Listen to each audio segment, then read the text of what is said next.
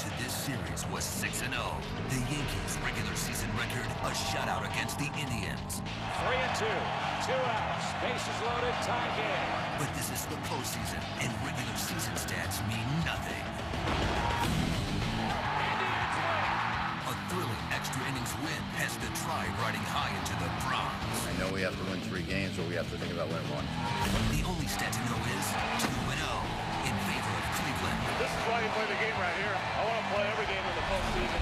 Game 3, Indians, Yankees, next.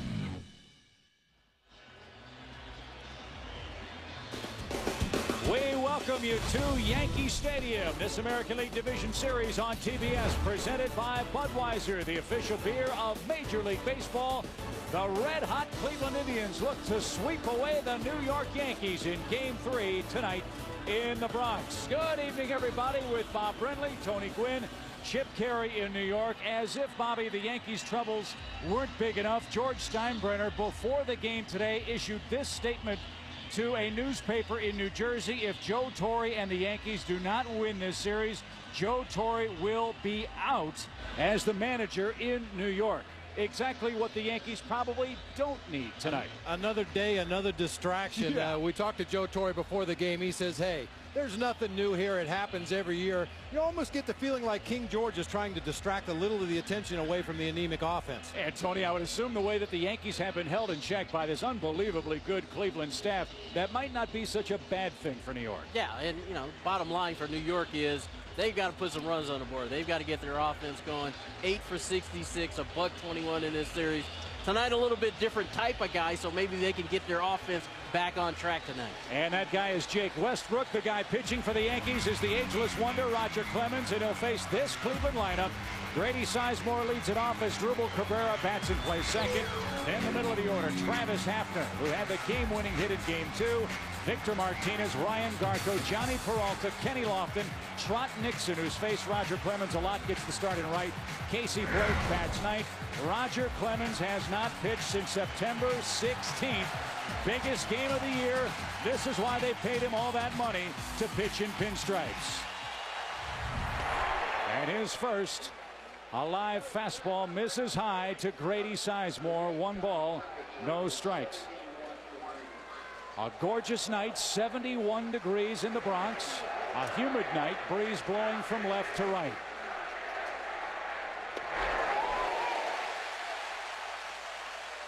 Tony, from your perspective as a hitter, watching Roger Clemens, how quickly will you know what kind of stuff Roger has? I think it's going to be apparent right at the beginning. A lot of these Indian hitters, you know, have swung the bat pretty well thus far in this series. And we've seen already, he's throwing the breaking ball for a strike. He's located the fastball down in the zone. I think you're going to be able to tell right away if Roger's got his good stuff. And Chip, I think another subplot to this ball game is see if the Indians try to force the issue with Roger by bunting, trying to make him get off the mound. He's been bothered by an injured left hamstring as well as some right foot problems. Little ground ball right side, should be easy for Cano. Clemens gets a ground ball out, and that's how our game begins.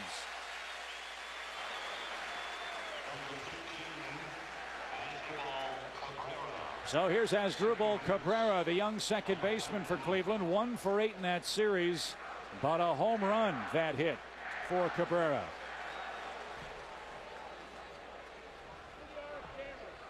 First hitter there, Roger Clemens, got ahead with the fastball. Got the ground out with the split.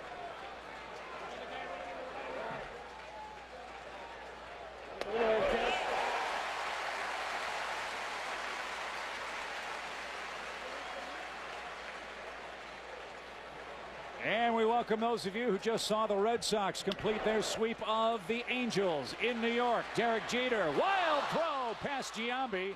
And Asdrubal Cabrera in safely at first on a slow roller to short. A lot of contact. And Cabrera may have bumped knees with Giambi. That's ruled an infield hit. Now Cabrera kind of landed awkwardly out there. Never did touch first base on his way past. Came back to the bag after the throw went over toward the Yankees dugout. Manager Eric Wedge, and the Indians trainer on the way out to have a look at Cabrera. Derek Jeter, as he does so many times, throwing on the move. Unusual to see him pulled Giambi off the bag the way he did on that play. It'll be ruled an infield hit. I think he had plenty of time to set his feet and make a good throw. So a generous score there for Derek Jeter.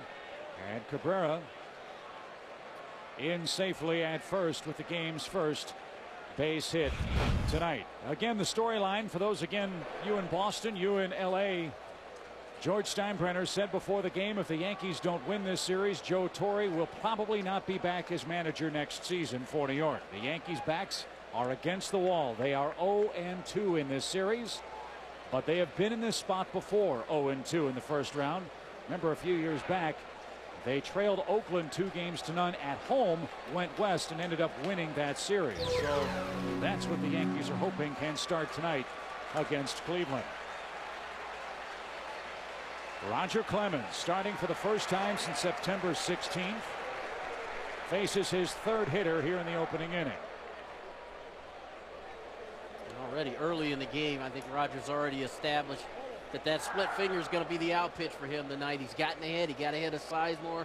Got a ground out on the split. The ground ball Cabrera just hit was a split finger away. So these young Indian hitters are going to be paying attention. A high fastball to Travis Hafner, who drove in the game-winning run in the 11th inning in Game 2 in Cleveland. So far in the series, Hafner's had a good run. He's driven home 2 men. He's hit a home run. Bit of a down year for him, coming off a wrist injury last year. As Clemens behind him, ball 2 balls, no strikes.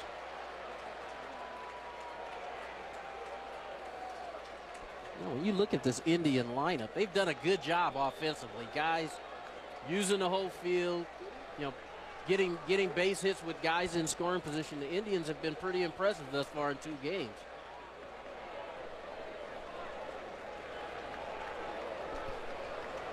They know they've got a couple of games with which to play. What they don't know is how they're going to react to playing at Yankee Stadium. We talked with Eric Wedge about that. Every game, he said, is a new challenge. Every game is a new opportunity for these kids to grow up at the major league level. So far, they have matured very, very quickly. As Clemens now down 3 balls, no strikes to designated hitter Travis Hafner.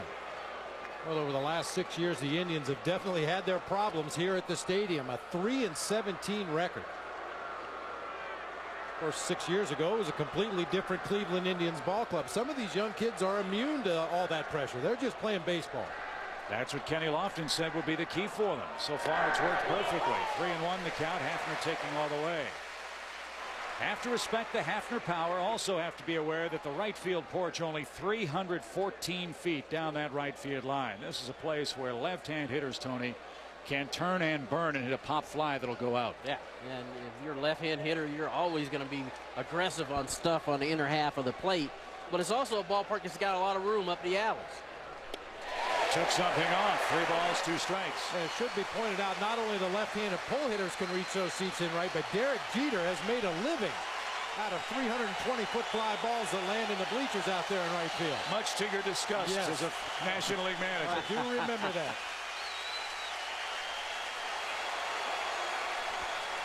Yankee crowd on its feet.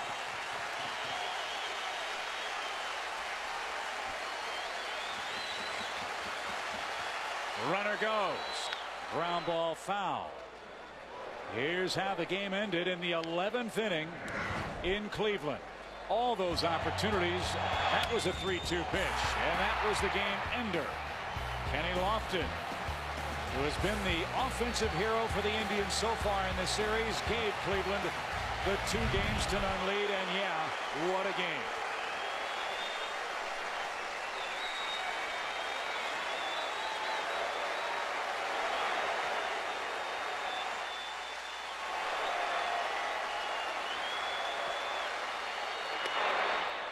Ball 4 high, 2 on, 1 out for Victor Martinez, the catcher. Number 41. So again, Tony, rest or rust or both?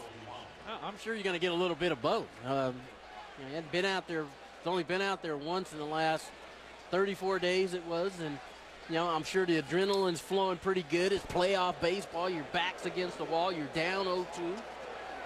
And I think the Indian hitters already have showed us something already, because, you know, Cabrera gets on the error. Hafner takes the walk. They're being patient. They're being selective. And they're making Roger Clemens work. And if you're the Indians, that's what you have to do. You got to make him throw a lot of pitches. And Joe told us before the ball game he wasn't on any kind of a pitch count. He'd be in there as long as he's effective, and he didn't anticipate any problems if the pitch count did get up. And everything is up for Clemens in the early inning. 1 ball, no strikes.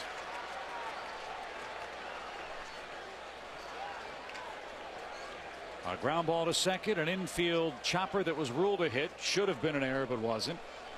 And now Hafner, the walk, puts 2 on, 1 out for Clemens here in the first. Victor Martinez hit into 19 double plays in the regular season. That led the Cleveland team. Ball 2. 2-0 your count. Well, you may have noticed on that last graphic, Roger Clemens' numbers when his team is facing elimination. The one victory came back in 1986, 21 years ago, against the Angels in the American League Championship Series.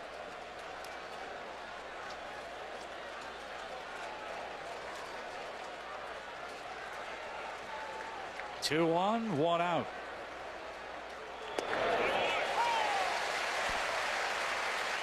He had good patience by the Indian hitters there. 2-0. You might be looking for that fastball. Roger Clemens, a little split finger for his 2-0 pitch. And the Indian hitters so far showing a lot of patience, being very selective, waiting for something that they can handle. 17th pitch of the inning for Clemens. Fisted back our way. It's 2-2.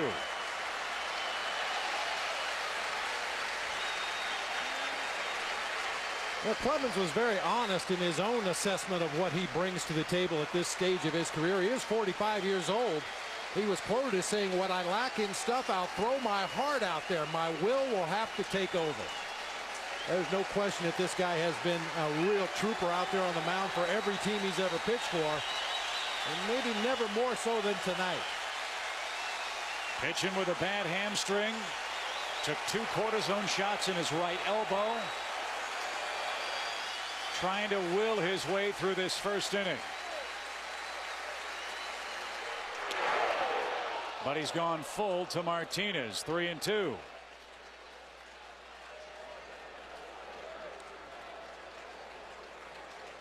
Ryan Garco, the slugging first baseman, would hit next. Will Eric Wedge put the runners in motion here with 1 out and Martinez up? He won't. And the pitch fly to left. That's playable for Damon. He's got it. Martinez sawed off. 2 outs as we join our 4th colleague, Craig Sager, tonight. Craig? Well, Chip, as you know, they say this is the house that Ruth built, and they say the public address announcer Bob Shepard came with it. Unfortunately, Bob Shepard, the voice of the Yankees since 1951, 57 consecutive seasons, not here tonight, suffering from a bronchial infection. He is at home resting. We wish him the best. And by that way, that first game he ever broadcast, they had a lineup of Phil Rizzuto, Joe DiMaggio, a rookie by the name of Mickey Mantle, taking on the New York Giants. We had another pretty good rookie by the name of Willie Mays. But we wish Bob the best.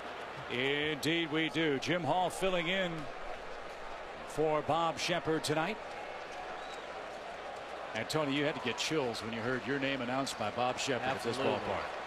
It's one of the things you look forward to coming to Yankee Stadium. That was my first time, and hearing your name called by Bob Shepard, big thrill.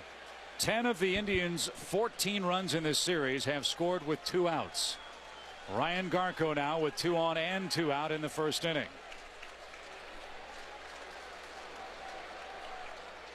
Good stop by Posada.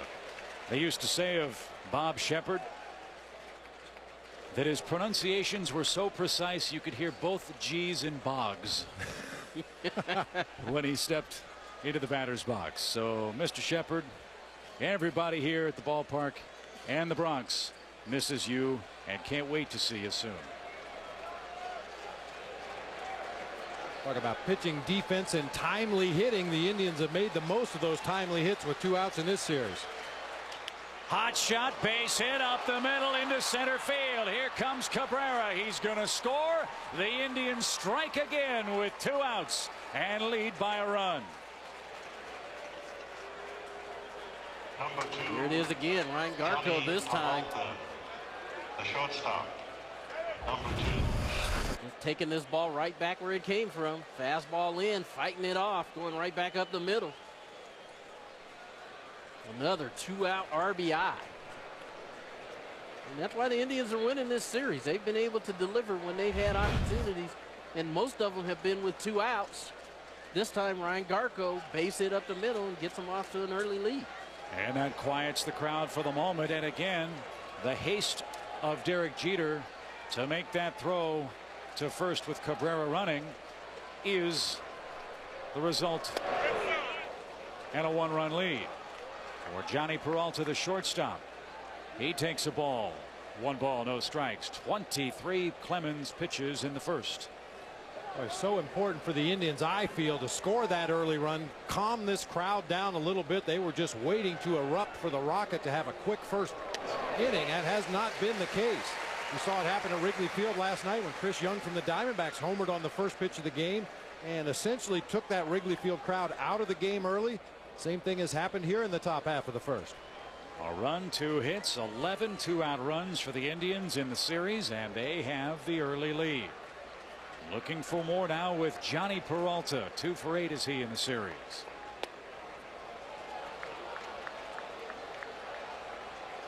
Again, even though runners are in scoring position, Roger not giving in.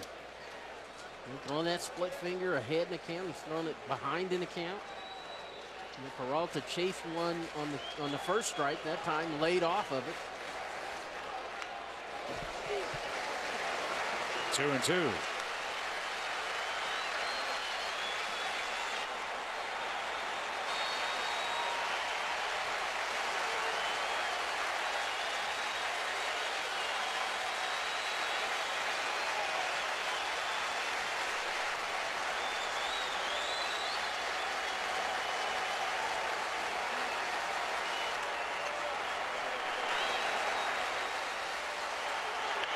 Tapper to short. Jeter steps on the bag and the inning is over. 27 pitches for Roger Clemens. He surrenders 1 in the top of the first.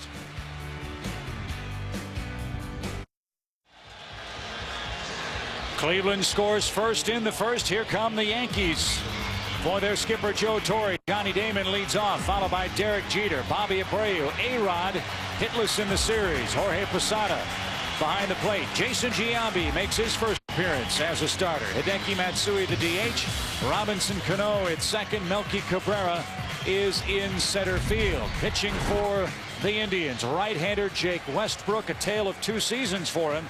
Disabled May 7th with a right abdominal strain. Second half of the year pitched much better baseball, including a 4-1 1.90 ERA in the month of August. But this is the kind of guy, Tony, you mentioned before the game the Yankees like to see. Yeah, not an overpowering guy. That sinker right there is going to be one of his best pitches. This Yankee lineup has a batting average of .342 against Westbrook with 6 home runs. And so, you know, guys in the lineup like Cano and Giambi who have good numbers against him because they faced him. They've seen him plenty. And to me, the big difference is the difference in velocity between a Sabathia and a Carmona. You know, those guys are 94, 95, 96 mile per hour guys. Westbrook's going to be in the low 90s. Slap toward the hole. Good start for the Yankees.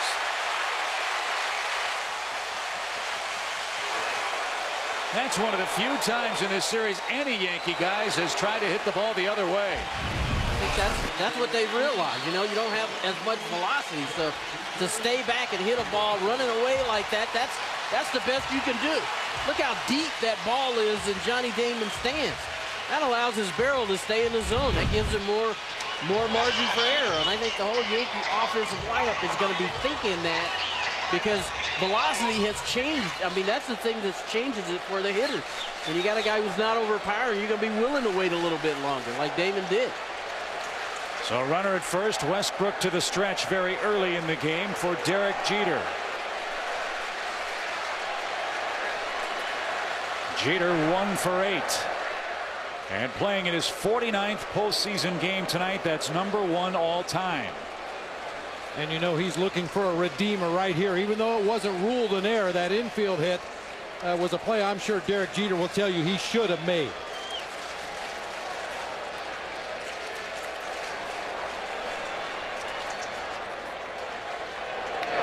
He lays down a bunt. And it is just foul.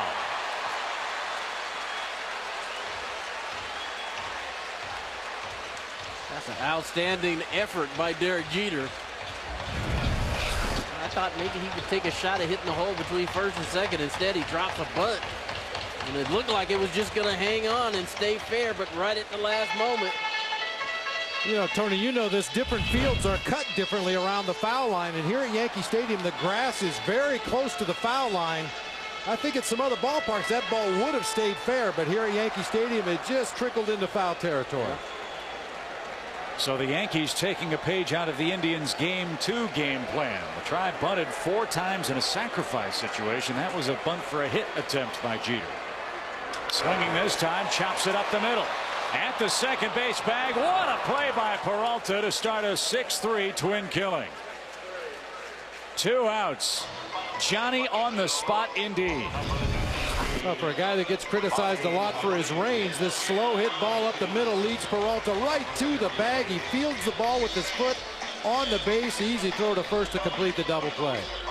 Nice bit of footwork. You see his foot come right down on the bag.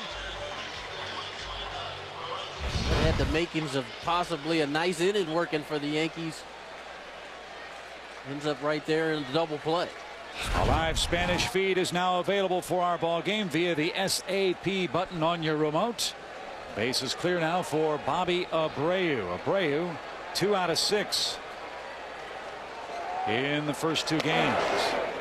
The Yankees have had chances to score runs. They are 1 for 20 offensively with men on base so far.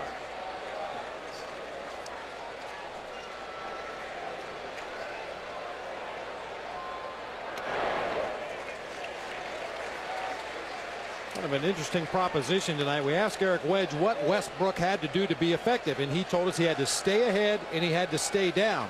Now, we know the Yankees are a very patient hitting ball club, but when you have a pitcher on the mound who's not overpowering and he's trying to get ahead in the count, that's when you figure the Yankees may come out of their game plan a little bit, be a little more aggressive early in the sequence.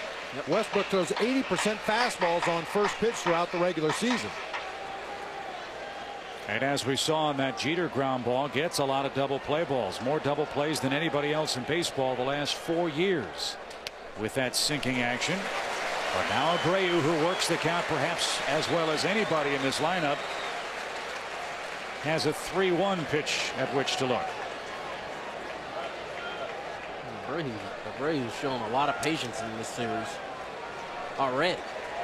Couple of walks. Hard hit ball. Garco to his right, flips to the pitcher at the bag. A 3-1 pitch is hammered, but it's out, and the Indians lead by 1 after 1.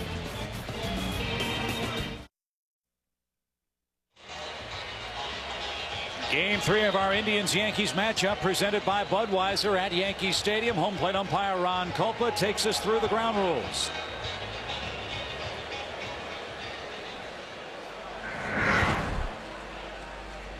Thanks, sir. You got it. Nothing real crazy here, all right? Just like all year long. Only thing down here over the line here, there's a net right above that 318. Yeah. They can hit that net and come back.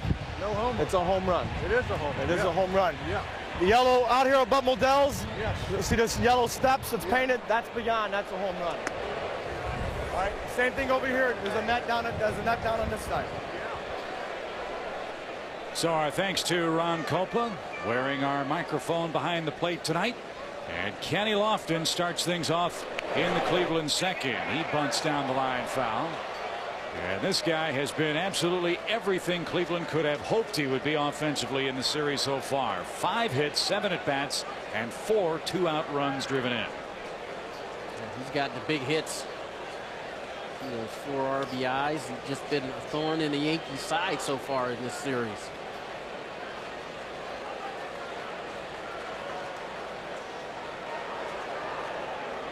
Again, trying to get this Indians offense going here in the second.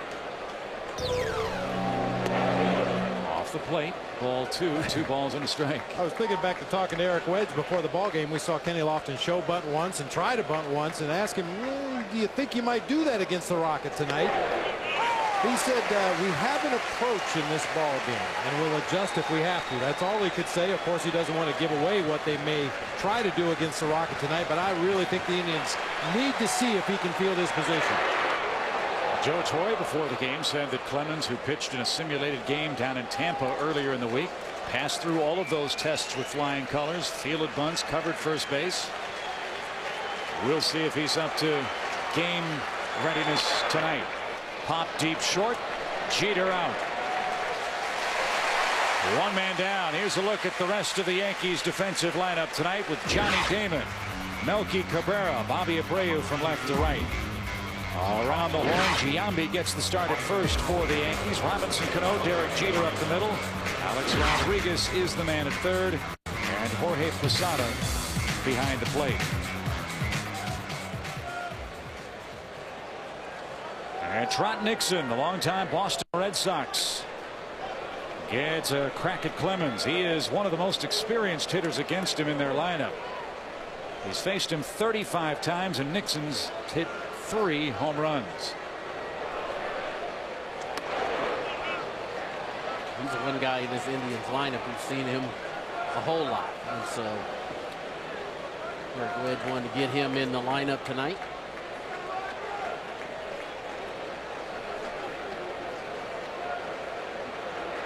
Swing and a drive rocketed to right. Abreu will turn, and it's out of here.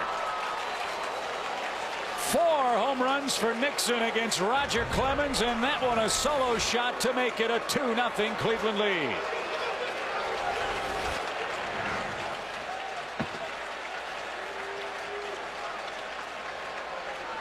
And that ball got out of here in a hurry. Well, we talked about that short porch in right field for the Yankee left-handed hitters. It works the same way for the visiting team. Trot Nixon with a line drive. Looked like it had a lot of top spin. Abreu stopped and was ready to play the carom off the wall. There was none. Well, that top spin shot that thing right off the top of the wall over the fence. So the crowd sits stunned here in the second. Boy, does that make a manager feel good. You play a hunch, you throw a guy in there that's had good career numbers against the pitcher. He's played well in this ballpark, and he comes through in his first at bat. And again, the Yankees, who led the world in home runs with 201 of them this year, have watched the Indians hit 5 home runs in this series. The Yankees have just 4 runs on 3 solo homers. And a pop fly foul off the bat of Casey Blake. 1 ball, 2 strikes. Like Bob said, I think it's huge that you're the Indians, you get on the board first, and then you get an inning where you shut them down, and then you add to the lead with another run.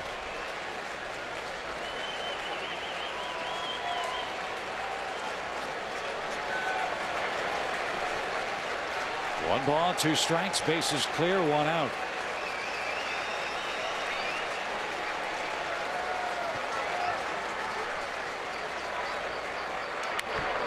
Off his thumbs toward Cano at second. And 2 are out. The center fielder. Here's Grady Sizemore. He rolled out to second his first time.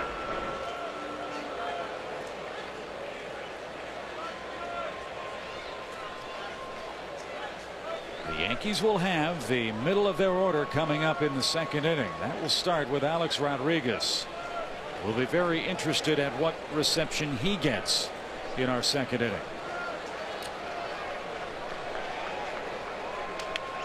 Down the left field line, foul for a strike. It's 0-1. Looks like Roger Clemens mixing in a few more breaking balls now. And that first inning was pretty much fastball, split finger. Got Blake out with a late breaking ball, and now starting Grady Sizemore off with one. A rocket into right field from Sizemore.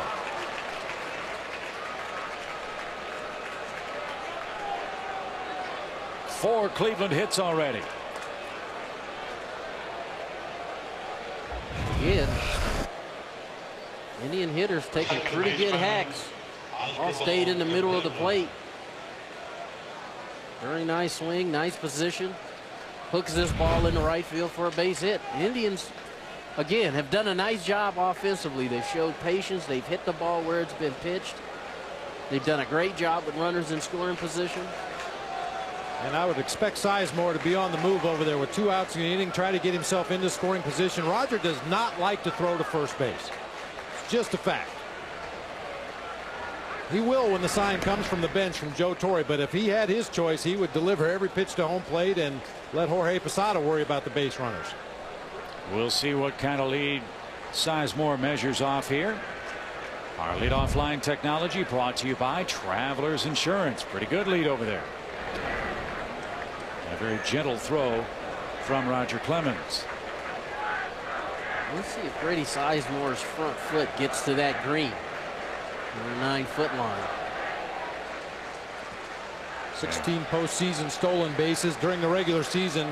Opponents were successful 15 out of 19 against the Rocket. So that's the risk and reward.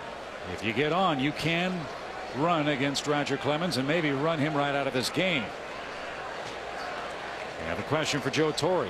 How long do you ride Roger Clemens? Every run comes at a premium the way the Yankees are scoring in this series. Well, we haven't quite got through the second inning yet, and already Cleveland's got 2 runs on the board and 4 hits. And this is a do or die situation for the Yankees, so you figure they're not going to wait very long. Runner is going. The pitch, a strike. The throw to second. Swipe tag missed. Sizemore in under the tag by Jeter. So add another to that stolen base total against Roger Clemens in his postseason career, and a hit means another Cleveland run. When Jorge Posada did everything he could do to try to throw Sizemore out at second base, he got rid of that ball quickly, made a good, strong, accurate throw. Derek Jeter just missed with the swipe tag. I think he would have been called safe even if he was able to tag Sizemore on top of the helmet.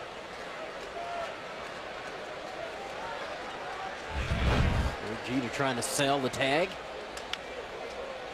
That slap foul out of play to the left. And as Drupal Cabrera 1-2 count now. Cabrera reached on an infield hit. A chopper toward the hole that Derek Jeter charged through off balance and on the run threw wide and wildly to first. Cabrera was given an infield hit, but he was still a good 8-9 feet off the bag when the ball touched Giambi's glove.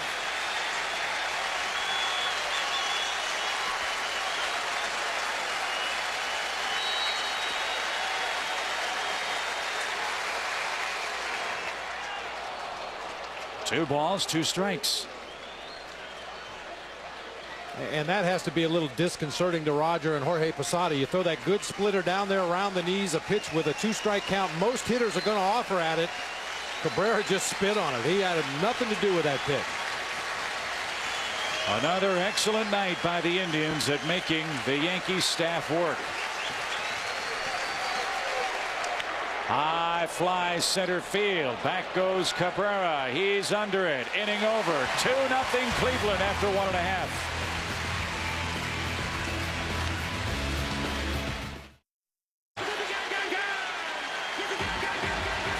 Number 13, Alex Rodriguez, third base.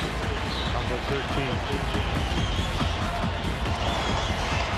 I'd say polite applause, guys. Very little reaction one way or the other. I think it all hinges on this at bat, which direction the crowd's going to go here at Yankee Stadium. And he'll face Jake Westbrook with a 2-run lead. And A-Rod pops it out of play foul. Alex Rodriguez hitless in the series. 0 for 6. 0 for his last 18. No runs batted in his last 50 at bats, but he's got lots of company in this Yankee lineup right now. 1 ball, 1 strike. He though admitted, guys, look, I'm pressing. He was very honest. That's exactly what he said. Well, and Tony, you alluded to it earlier. This would be a guy that A-Rod should feel pretty comfortable against. He's 9 for 24 lifetime with a home run against Jake Westbrook. Yeah, it wouldn't surprise me at all to see him try to take a ball to right center field. Just to kind of slow himself down, kind of get his bearings back together. And some fans might say he's got to hit a home run to break out of this. I would say the exact opposite's true. Just have a quality at bat. Yeah. And he's got one. 3 balls and a strike. Now Westbrook has to come to him. Rodriguez hit 6 home runs this year against Indian pitching. That's the other thing about these kind of situations. You can have a good at bat by even not swinging at the at bat. They green light him 3-1. Why not? Full count now. 3 balls, 2 strikes. Here are A-Rod's struggles.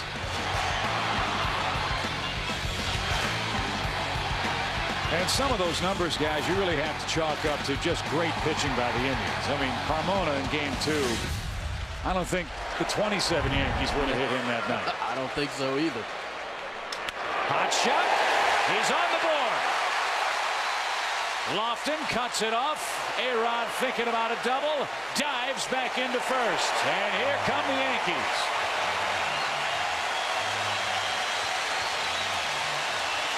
Like we talked about, I mean, sometimes you don't even have to swing the bat to have a good at bat. He looked calm, he looked poised, he's waiting for something in the zone. That's an inside sinker, and he's right on it and lays it right back up the middle. Perfect. And what you really like to see is the way A-Rod got down that first baseline, took a real aggressive turn at first. He knew Kenny Lofton was going to be moving laterally as he got to that ball, and he was going to force Kenny to come up with it cleanly and get a good throw off before he stopped. Now the thumpers are coming up. Here's Jorge Posada.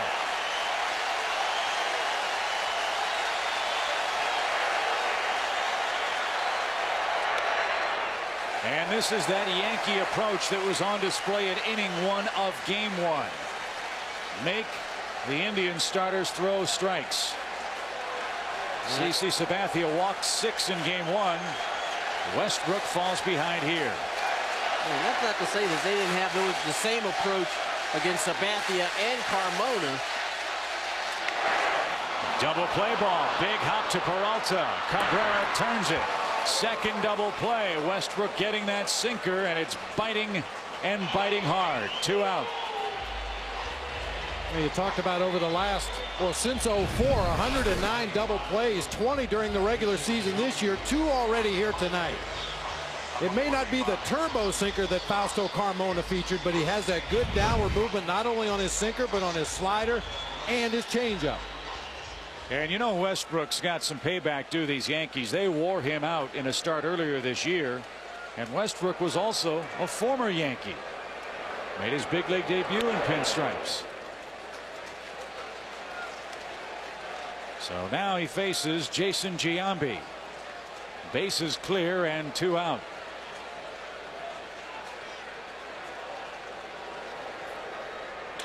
Hard hit ball. The shift was on. Cabrera in short right.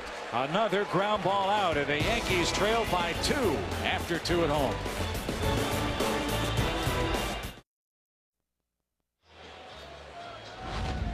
This American League Division Series on TBS, presented by Budweiser, official beer of Major League Baseball. Bob Brenly, Tony Gwynn, Craig Sager, Chip Carey at Yankee Stadium.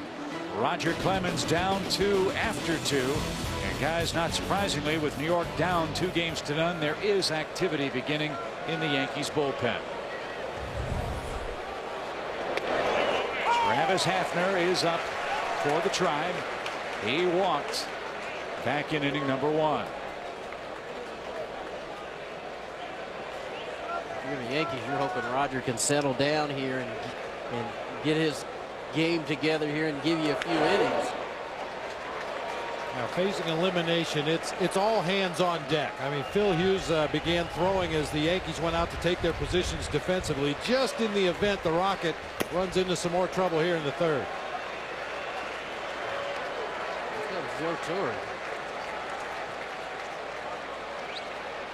He wants to make sure Clemens is all right. Again, with that hamstring, the elbow, it also will buy some more time for Hughes if need be.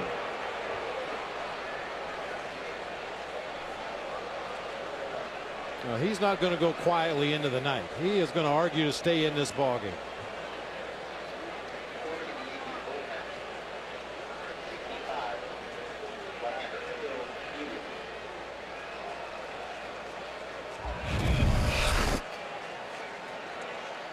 Almost knocked his own hat off his head there on his windup as he came up with the glove, caught the bill of his cap a little bit. That has to be almost as distracting as bugs flying around your face. Yes, but we are in a pest-free zone, we understand.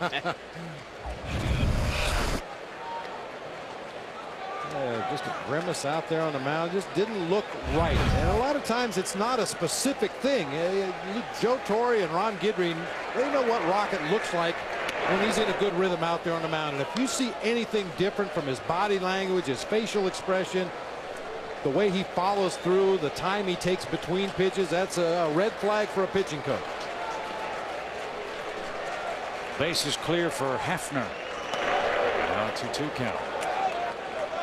Clemens has not been able to get into any kind of groove yet. Give the Indians credit with their game plan. They've worked a lot of deep counts early in this game. The Trot Nixon homer in the second. The Ryan Garco single up the middle in the first. And another full count. You guys were talking between innings about the split finger pitch, which is one of Clemens' out pitches. They are not offering at all, are these Indian hitters, at that pitch? They are not. And they are 2-2. Doing a pretty good splitter, and Hafner didn't even flinch. Just kind of acted like he saw it before he let it go.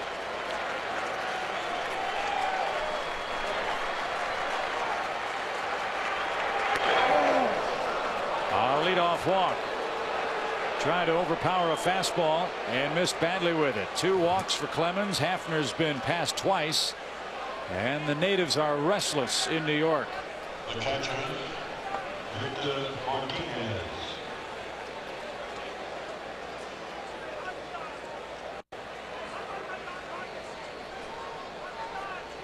Here's Victor Martinez. He flied to left. And he's 0 for 1 tonight. Red Sox beat the Angels and completed a 3-game sweep in Anaheim. 9-1 was that final, so we have 3 of the 4 components for the LCS in the National and American Leagues. The Indians trying to become the first, a portion of the first group of 4 to all complete 3-game sweeps in the first round. That's never happened before. The Yankees hoping to force a game 4 here tomorrow night.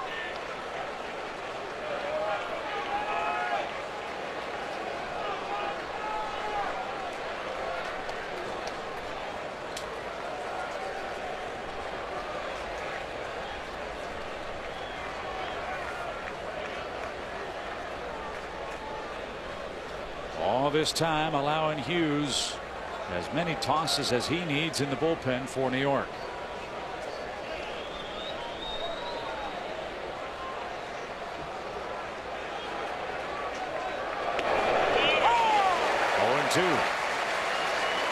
Backdoor breaking ball.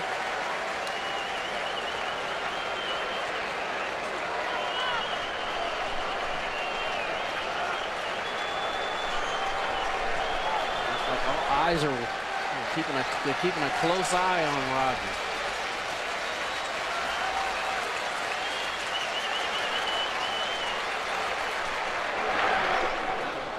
One ball, 2 strikes. What else can Roger Clemens throw with 2 strikes to get a strikeout? Well, in the past, he could go to that high 4-seam fastball, get some swinging strikes on that pitch up above the letters, but he doesn't have the same giddy up on that heater that he has had in the past. The other thing is on that split finger, usually that's a pitch he starts in the strike zone and it falls out. Today he's had a whole lot of trouble just even starting that pitch in the strike zone. He's bounced it quite a bit today already. 2 balls, 2 strikes. So it doesn't look like he has a feel yet for that splitter.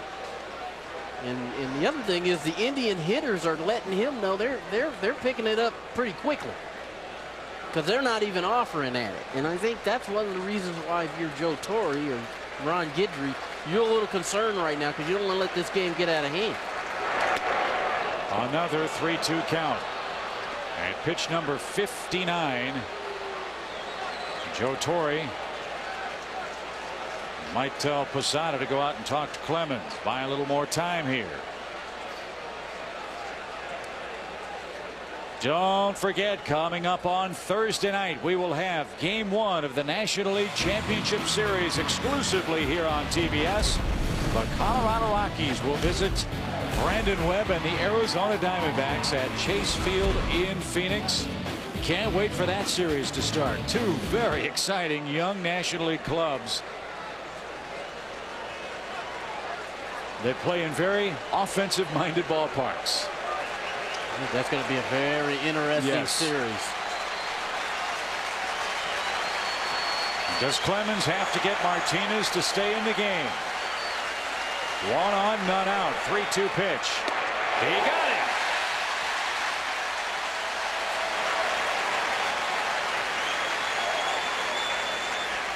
Well, that's a pitch, Tony, as a hitter. You wonder how you missed that. A 92-mile-an-hour fastball right down the chute. But he reached back and found a little velocity here and threw this ball right by Martinez. And for the second time, guys, in this inning, Joe Torre and the Yankees training staff out to make sure Clemens is 100%. And with every passing pitch he makes, look, let's be honest, you don't know if this is the last time Roger Clemens is going to pitch in a major league game. And he has thrown his last pitch in this game.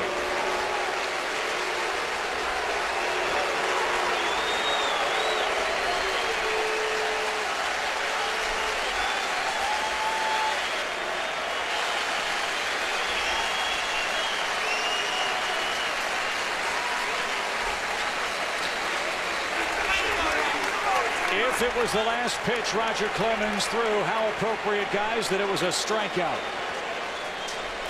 I think that may have entered into Joe Torre's thinking as well. It's obvious right from the very start of this ball game, the Rocket is not comfortable out there on the mound. Taking a lot of time between pitches. The Indians haven't been chasing his signature pitch. He's just out of sync out there on the mound right now. And I don't care how many simulated games you throw, how much you work out down in Tampa. It's not the same as pitching, especially in the postseason. So then it was Roger Clemens pitching. Now it's Philip Hughes pitching. And our then and now presented by AIG. Live longer, retire stronger, never outlive your money with AIG. Let's take a look at Bobby Richardson. Bobby Richardson holds the distinction of being the only player from the losing team to win the World Series MVP. In 1960, the Yankees were beaten by the Pittsburgh Pirates, but Richardson was incredible, batting .367 with 12 runs batted in. The 8-time All-Star won 3 world titles with the Yankees, and a former University of South Carolina baseball coach, Richardson still lives in Sumter, South Carolina. Back upstairs, it's 2-0. The Indians in front. Bob Brenly, Tony Gwynn, Chip Caray. We didn't know what Roger Clemens would have tonight. We didn't know how long Roger Clemens would last tonight. The answer was his stuff was short, so was the length of his appearance. Well, and once again, you have to give some of the credit to the Indians offense. Some very patient at bats early in the ball game when he made mistakes up over the heart of the plate. They hit him hard, but it was pretty apparent that that's not the Roger Clemens that we've all grown to know, and the Roger Clemens that's going to end up in the Hall of Fame. Yeah, I totally agree. I mean, the Indian hitters were very patient. They got pitches to hit, and when they did, you know, they put it in play, they put some runs on the board. And so, you know, I don't think, especially watching the way Roger Clemens walked off the mound, it looked like that hamstring was still bothering him a little bit. And you know what, the Indians did what they had to do. They put some runs on the board, they put some pressure on him early, and they've, you know, gotten off to an early lead. And so now they bring in, do the Yankees, Philip Hughes, that looks so very impressive up in Cleveland. The young fireballer, one of 9 Yankees to pick up his first win here in 2007. He'll try to be the main hero pitching-wise for New York. Take this game as deep as he can and see if the Yankees bats can come back from a 2-0 deficit here early in the Bronx. There you see Hughes' numbers. 13 starts, 5-3 his mark. And the opposition hit just .235 against him in 2007. Hughes pitched. the last 2 innings in game 1 and looked very, very good for the Yankees. He did give up a home run to Ryan Garco, but by then the game was well out of hand. A game the Indians won by a 12-3 score. So Joe Torre and Ron Guidry looking at a man who might be part of the young guard that is going to start filtering through this Yankee organization starting in 2008. If Roger Clemens doesn't come back, if Alex Rodriguez doesn't come back, if Jorge Posada is not back, Philip Hughes might be one of the youngsters they count on for big things next year and beyond. Again, let's check in with Craig Sager. Craig? Well, Chip, as you well documented, this could be the last time we see Roger Clemens on the mound in a baseball park, Major League Park, that is. And as you also said earlier, Joe Torre getting the ultimatum from the owner, George Steinbrenner, that if he didn't win this game and win this series, that he also was gone. Joe said that, is it a distraction? Well, to me, it's uncomfortable at times. I have to make sure that it doesn't distract my players. Meanwhile, the players and the team had a meeting before batting practice. Mike Messina came out and spoke on behalf of the players. Messina said it's up to us to play the game the right way. He does a great job dealing with the media, the expectations, puts us in a position to win ball games. It is up to us. We know what it means if we don't win this game.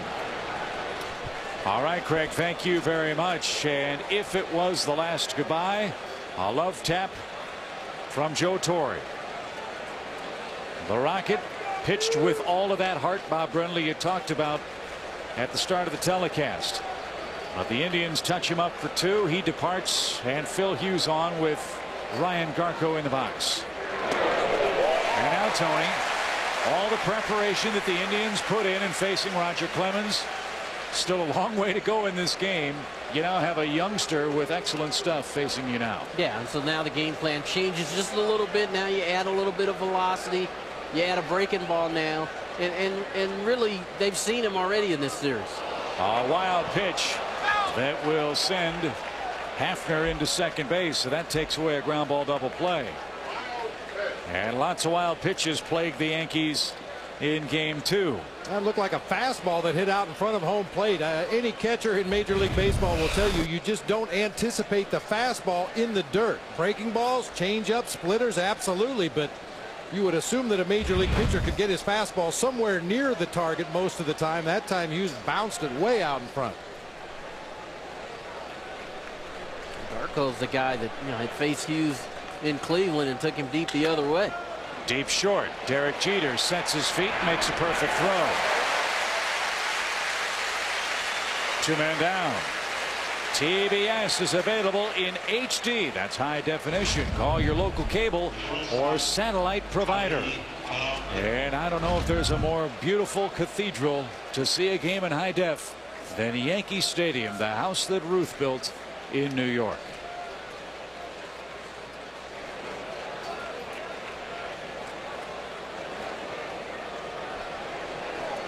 Here's Johnny Peralta. Peralta bounced into a force play, ending the first inning for the Tribe. Big run at second in a 2-run game. 11 2-out runs scored by the Indians in this series.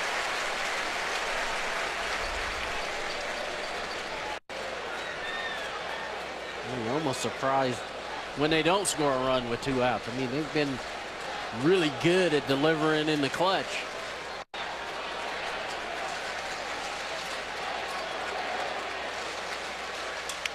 Broken bat, fly ball, right field line. Abreu can't get there. It's in the corner. Another 2-out hit. Another run scores. It's 3-0 Cleveland.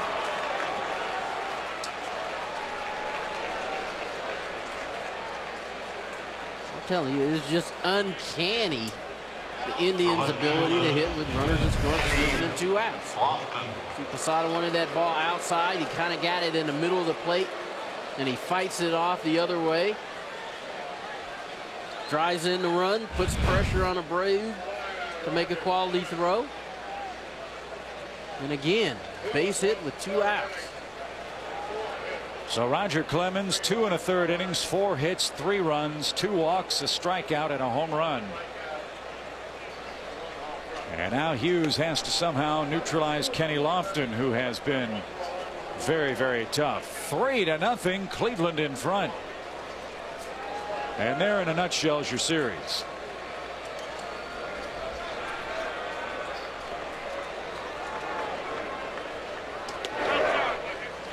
That is so demoralizing for the opposing team. You're one out, sometimes one pitch away from getting out of an inning.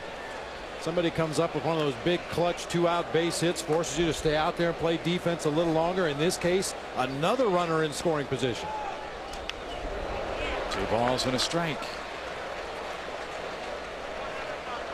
I mean, Kenny Lofton started this whole parade of 2-out base hits back in game 1. Yep. All 3 of his hits came with 2 outs. Cleveland is 9 for 19 with 2 outs and runners in scoring position. Lofton swung late, 2 balls, 2 strikes. Still early in this game.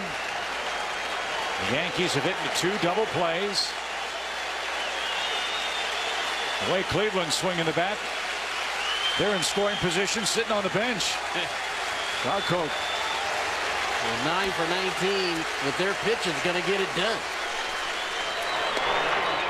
Full count, 3 balls, 2 strikes now.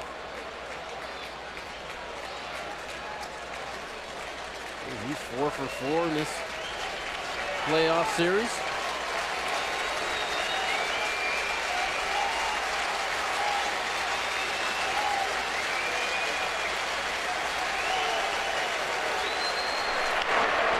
Lofton spoils another. It stays full. 3 balls, 2 strikes.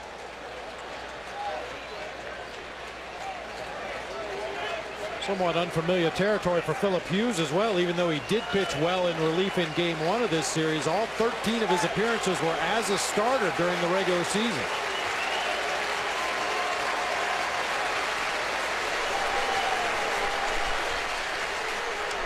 High fly ball to left. That should be easy. Indians add another run and chase Roger Clemens. 3-0 in the 3rd.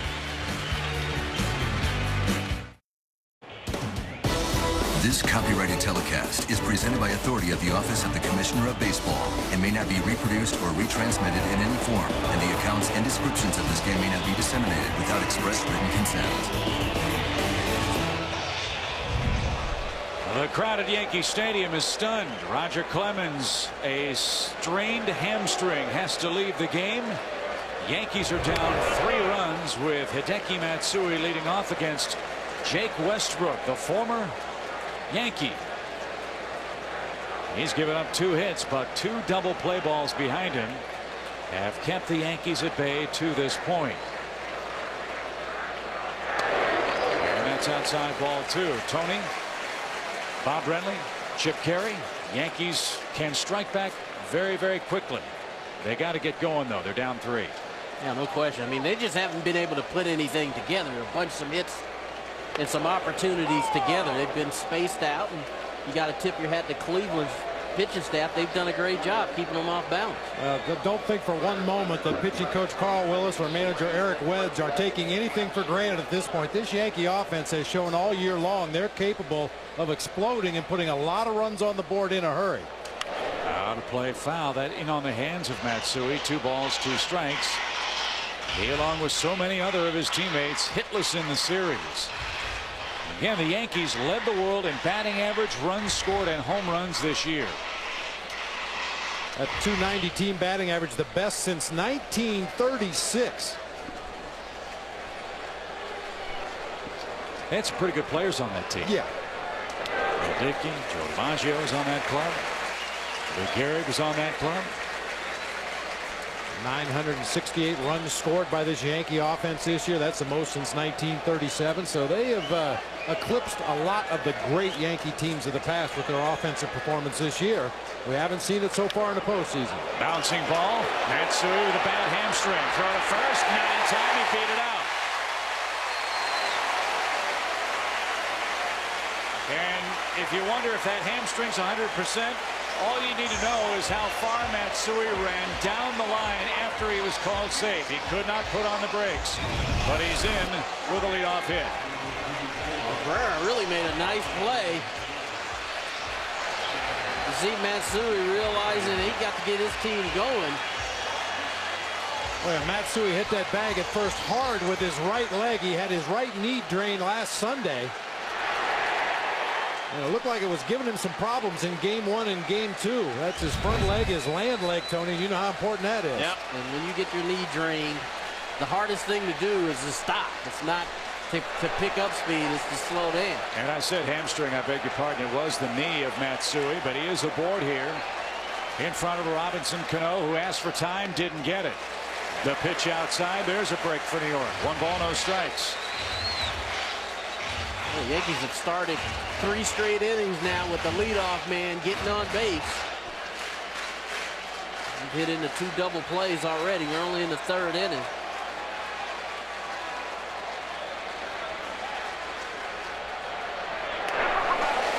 Ball 2.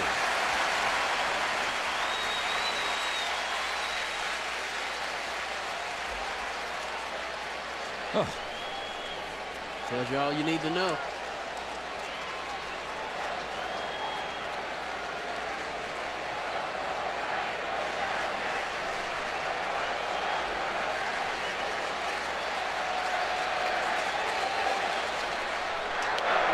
There's a strike. It's 2-1. You just get the sense that this Yankee offense is like a 2-liter bottle of soda that just is continually being shaken up. Sooner or later that cap's going to go. That's what you would think, you know, but I mean, again, you got to tip your cap to Cleveland staff. They've been able to keep them off balance. They haven't given in on those fastball situations. You know, Westbrook tonight's been able to get 2 ground balls, 2 double play balls to keep him out of trouble. And even though that leadoff man has gotten on base 3 straight innings, he's been able to make a pitch to help him get out of trouble. Well, he's behind in the count, 2 balls and a strike. Now it's 3-1.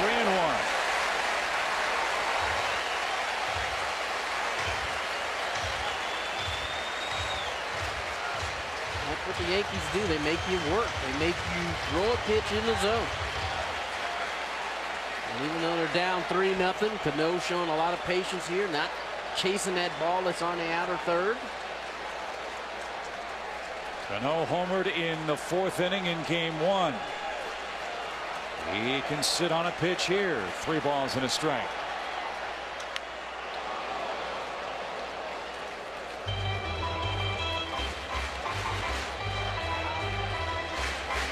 Westbrook there showing he's not going to give in, staying on that outer third. That's not usually the kind of swing a hitting coach likes to see on a 3-1 count. Yeah, a defensive foul it off swing on a sinker down low and away. And see, the thought of the sinker is, you know, got to be on these hitters' minds. They don't want to swing at a ball that's going to end up on the ground, possibly double play situation. Runner goes, ground ball right side. They stay out of the double play as Garco feeds his pitcher. Runner at second, 1 out. Again, the Yankees still without consecutive hits in the series. And the Westbrook sinker continues to get beaten into the ground. That's a great pitch by Westbrook right there. 3-2. It'd be easy to give in and throw the fastball. Instead, he comes back with a sinker, gets a ground ball, gets an out. The runner moves up. You know, take a look at this last pitch right here. 3-1. Be easy to just throw him a tailor-made fastball. Instead, he throws him a sinker in the middle of the plate, gets a ground ball, gets an out. Even though the runner moves up, he still gets an out. And that's a huge thing in this inning because you want to try to stay away from the big inning. Melky Cabrera homered with 1 out in inning 3 of game 2. It's inning 3, game 3 with 1 out. And that homer, the only hit he has in the series. Then Johnny Damon waiting next. 3-0, Cleveland the lead. Jake Westbrook.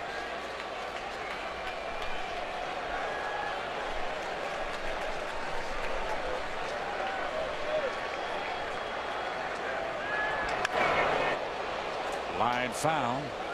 1 ball, 1 strike.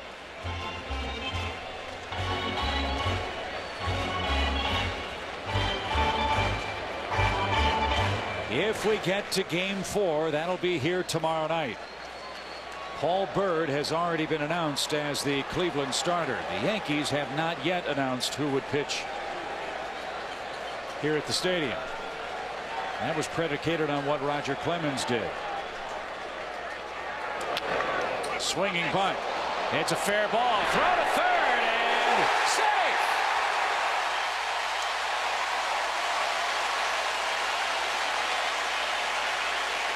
So the tying run comes to the plate, and the Yankees are in business.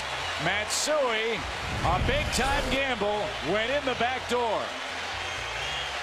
A tactical error by Victor Martinez right here. Tony, you mentioned it just a moment ago. What you want to avoid is a big inning.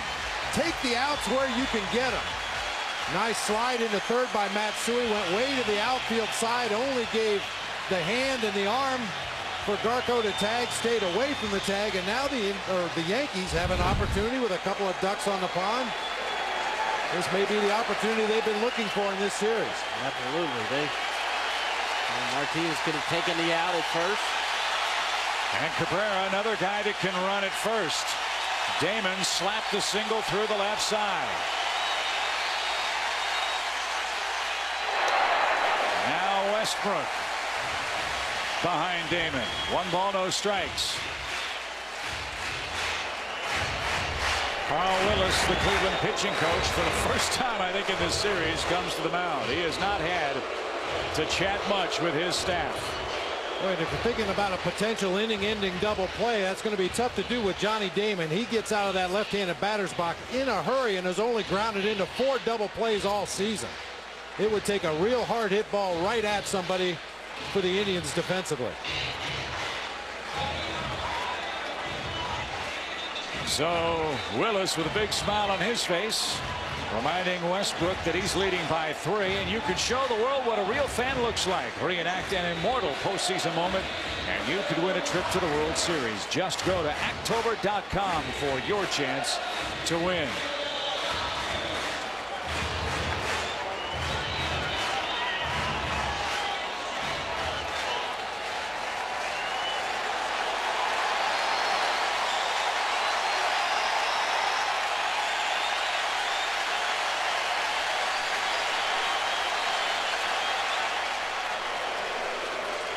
Westbrook knows that Cabrera can run, wants to keep him close. He has lived with the double play ball tonight, 2 of them in the first 2 innings.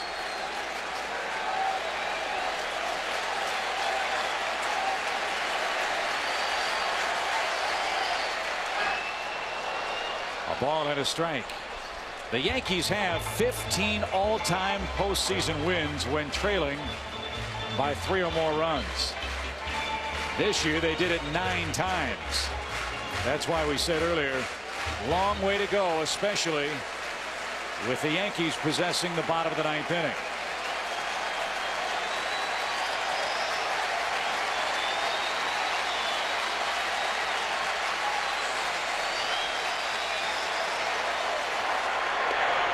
A flinch, but no call.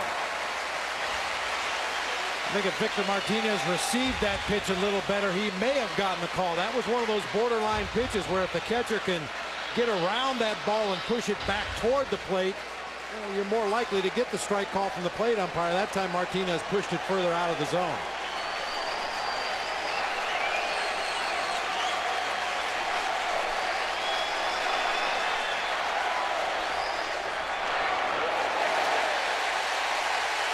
Again, guys, Joe Torre said we want our team to be patient without getting ourselves into trouble at the plate.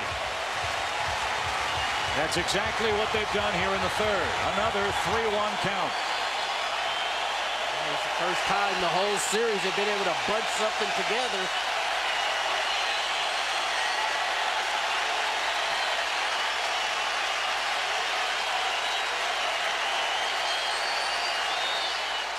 Ground ball, right side and through. A run is in. Cabrera around second, stops there. It's 3-1.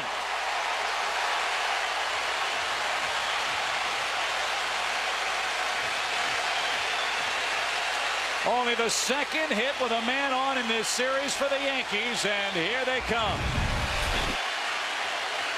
Well, Westbrook made a pretty good pitch. It's a sinker that stays up.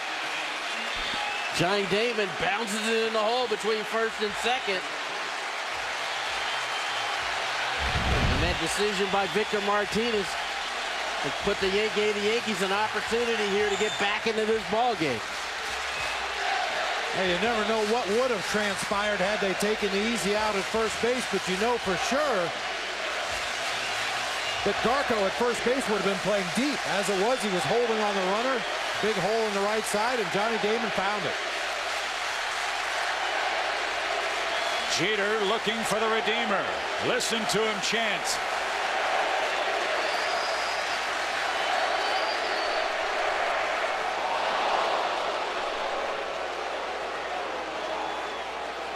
And the sinker in for a strike quiets the Bronx. 3-1 now. 2 on, 1 out. Abreu next.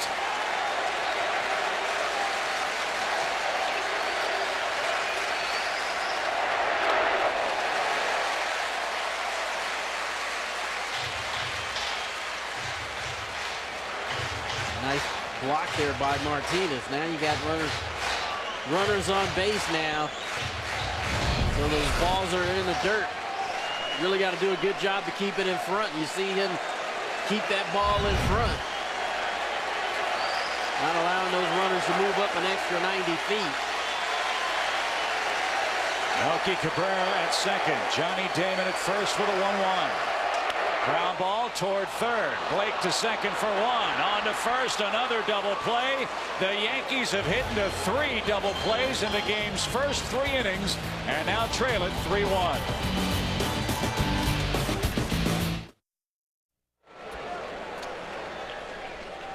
Back at Yankee Stadium through 3 from New York's perspective, fellas. 1 run is a start.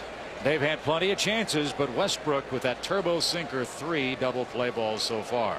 Yeah, it is a start, but knowing the way the Yankee offense has put together big innings this year, I think they felt they should have got a lot more out of that than just 1 run.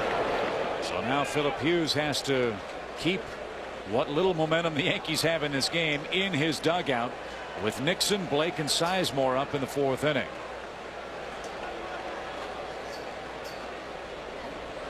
And a quick strike to Trot Nixon. Last time up, Nixon did indeed trot after a line drive homer to right that hit off the top of the wall and into the seats.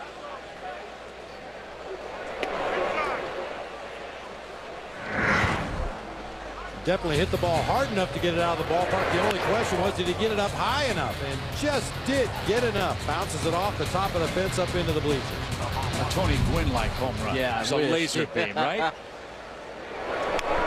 Back to the screen. He's had some, important bats in his career, and he got something that he could handle. And boy, he turned it around quickly. Just had enough to get it to tumble over the top of the wall and bounce out and give the Indians a 2-0 lead at the time. So now he leads off the 4th here at the top of the 8 o'clock hour Eastern time. Full count, 3 balls, 2 strikes. I wonder how much of an effect a guy like Trot Nixon's had on this young Indians team. The team hadn't experienced postseason baseball that much, with his experience kind of leading these guys through this first series. They've been impressive. Done a really good job. A high fly ball foul. Bobby, you touched on it earlier. You said a manager's hunch. You've sat in that manager's chair in a playoff game, a World Series situation. When you play that hunch, is there any quivering in that right hand as you fill out that name, whatever name it is in that lineup card at that time? Well, there may be some quivering from the media or from the fans, but as a manager, you know your players better than anybody else, and you know what situations they've had success in the past, and if that situation presents itself again, you don't hesitate at all to put the guy in there. I took a lot of criticism in Game 6 of the 01 World Series against Andy Pettitte in Arizona because we started Jay Bell at second base. We started Greg Colburn at first base, guys who normally were bench players, but that's what we had done throughout the regular season. Against a tough lefty, we started our right-handed lineup, and they came through in a big way in Game 6. And so did Pettitte in Game 2 of this series. He did not get the win, did not factor in the decision, but he pitched a great game. And Hughes strikes out Nixon.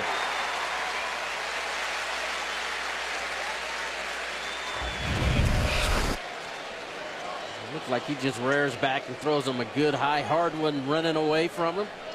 A four-seam fastball on the outer half of the plate. You could see on the pitch tracks that ball didn't have the same kind of movement that we're used to seeing from Westbrook and from Carmona. And that one held its line all the way into the strike zone. Yeah, those straight ones are starting to be easy to see because we haven't seen that many of them in this series. Casey Blake, the batter. And he pops it up left side. Long run, Damon near the stands. No play. 1 ball, 1 strike.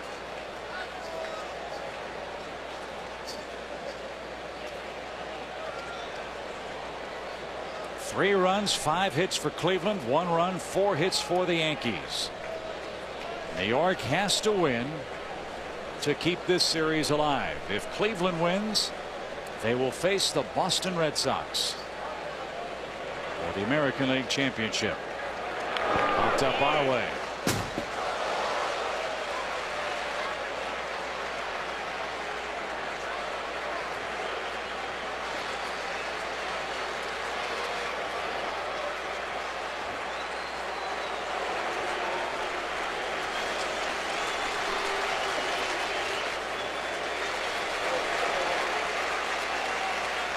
One ball, 2 strikes now. Time called.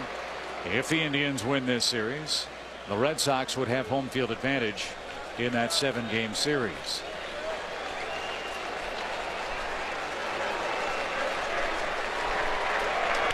Fly ball center field. That's easy for Melky Cabrera.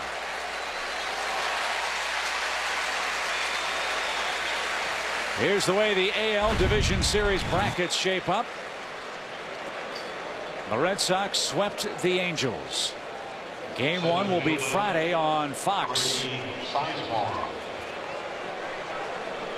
But still some work to be done here between Cleveland and New York. Again, the National League bracket already finalized. It'll be Colorado and Arizona. That starts next Thursday.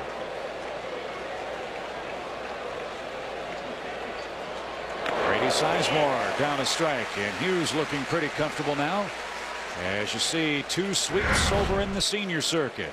Rockies visit Arizona. We will have the entire National League Championship Series here on TBS. I don't think anybody, guys, would have predicted 2 teams out of the West would be fighting for the National League pennant. That will be an interesting series only because those 2 teams are very familiar with each other. They played against each other 18 times this season. We talked about postseason baseball. There are no secrets. Well, especially in that series, there will be no secrets. Well, that is so true. 18 times. That's a lot of games. Get to know your opponent pretty well. The only game during that incredible run by the Rockies down the stretch that they lost was handed to them by Brandon Webb. 1-2 count. And one would figure Brandon Webb's getting the ball in game 1 in the desert next week.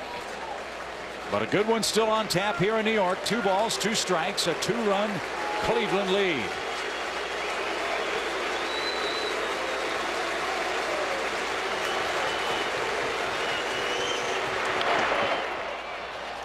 Two and 2 to Sizemore.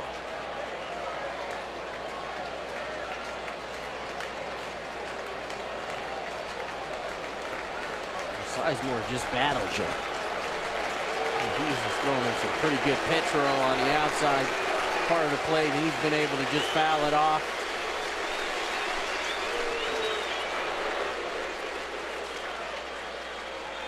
Well, he will strike out a time or 2. Sizemore struck out 155 times in the regular season. Hughes is looking for one of those here with 2 out. And Grady just did keep the at-bat alive. Hughes threw him a big breaking ball, and Sizemore was out in front, barely able to foul that off. Keep this at bat alive.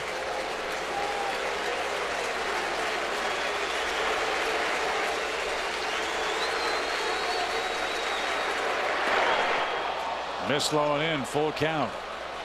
In the bottom of the 4th inning, the middle of the Yankees order will be coming up.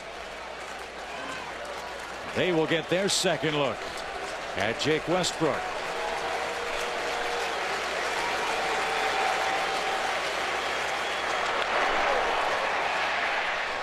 And a good at bat continues for Grady Sizemore.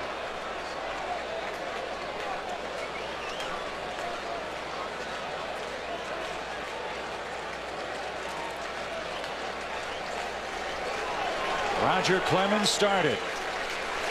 Strained his hamstring. Left after 2 1/3 with 3 runs in.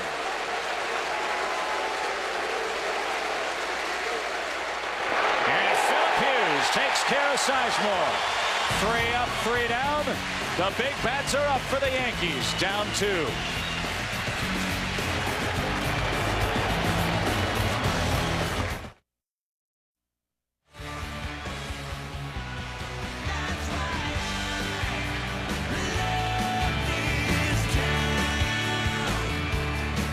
Well, you know, fellas, the Yankees would love to liberate their bats here in this 4th inning. Tony, a key inning for New York? I think so. I think they've got the right guy starting off this inning, and Bobby Abreu, who's shown a whole lot of patience in this series. He's been one that, you know, willing to take the walk, willing to go the other way. And they know that Westbrook, the last inning, struggled to throw strike 1. Wisely takes a pitch here with an 0 for 1 night working so far.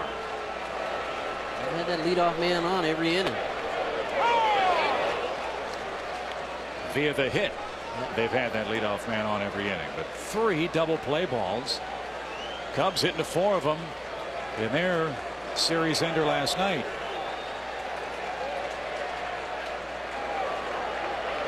Outside corner, good pitch. 1 ball, 2 strikes.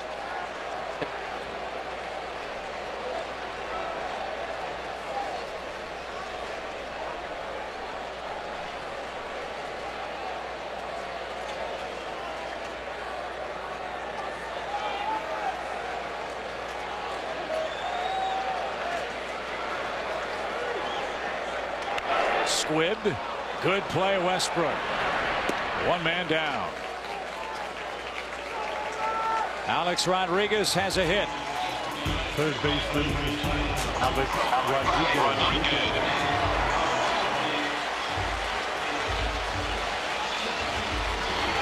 So, guys, the monkey off his back as far as the hit column is concerned, but he still hasn't driven home a run. But he's another guy that can break out at any time. Solo shot here makes it a 1-run game. Well, I think that first at bat did wonders for his confidence. He really worked the count, worked it to 3-1, got a ball out over the plate that he can handle, went right back up the middle with it. Towering pop fly to left. Kenny Lofton.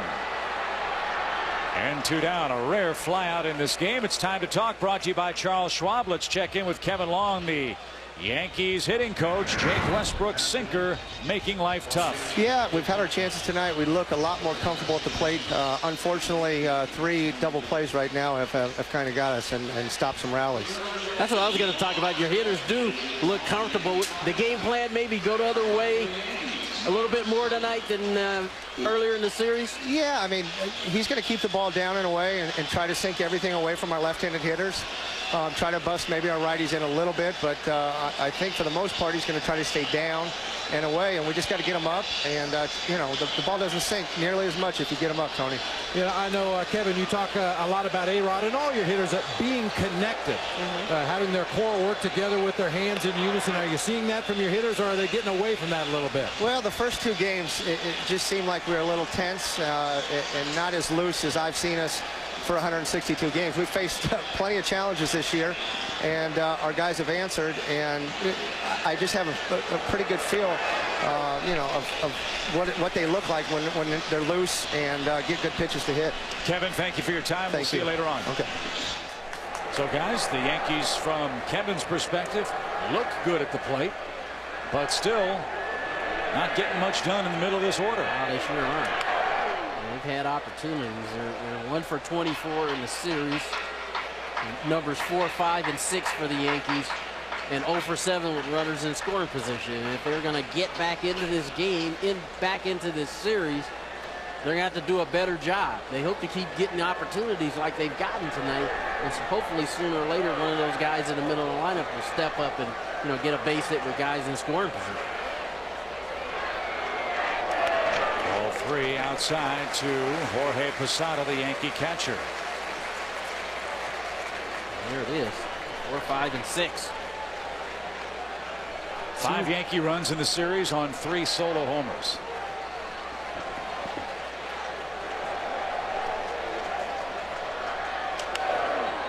A full count now with 2 outs. And as this game progresses, guys, let's look at it again from Cleveland's perspective. If Westbrook gives them 5, maybe 6 with the lead, their bullpen has been untouchable. And they're thinking about that too. Just Westbrook is rolling along, gotten those double play balls when he's needed them. And the ace in the hole is their bullpen. Ground ball towards second. Westbrook has given up 1 fly ball out through 4 innings of 1-run baseball. We go to the 5th in New York. Cleveland leads it 3-1.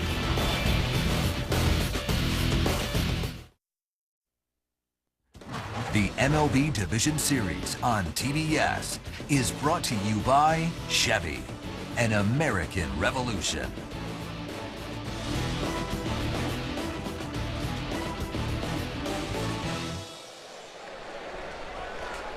The bright lights in the big city. Cleveland 3-1 leads it. And they're up in the 5th inning against Philip Hughes, who's looked very good so far tonight. It'll be Asdrubal Cabrera, Travis Hafner, and Victor Martinez for the Indians, looking to sweep this series.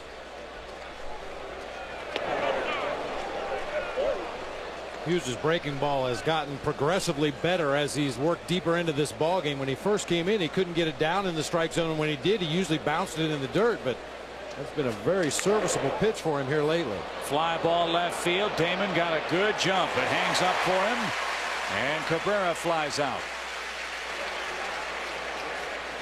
5 straight retired after the Peralta double back in the 3rd inning.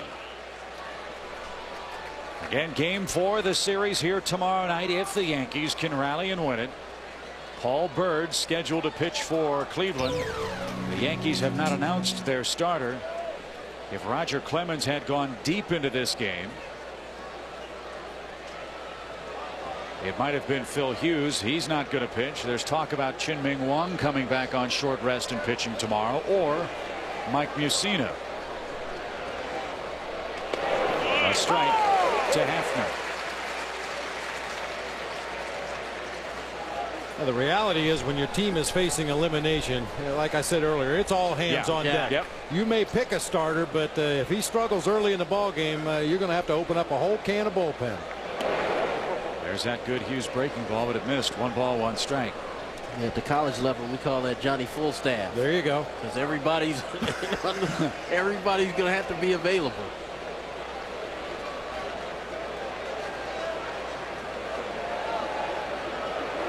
Breaking ball, he hung with it, and Cano olayed that ball, and Hafner's aboard with 1 out. Yeah, it looked like Cano wanted nothing to do with that hard hit ball right there. He would have taken a half a step to his right and been in front of this ball, but chooses to hold his ground, drops to a knee and tries to play it off to his right side, gets by into right field. And that ball was kissed pretty good by Hafner. So Hafner's aboard for the 3rd time in this game, and they'll rule that an error. Okay. So a hit given to Cabrera in the 1st inning on what was a much easier play, I think, than that one. But now they give Cano an E4. Runner at first, 1 out. Victor Martinez, the hitter, and he is hitless tonight, 0 for 2.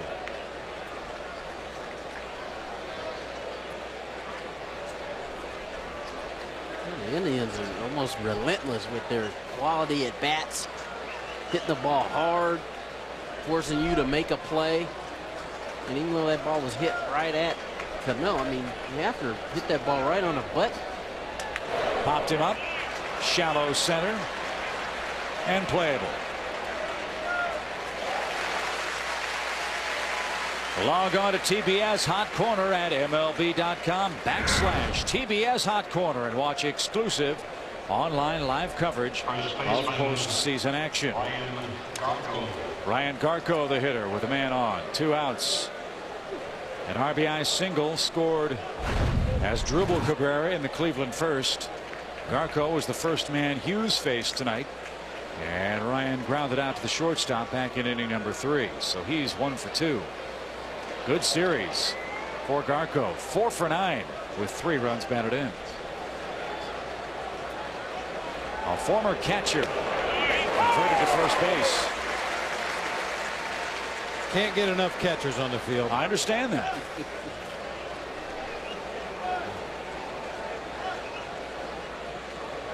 You guys are right. Garco, he's had a heck of a series. Hit the home run the other way.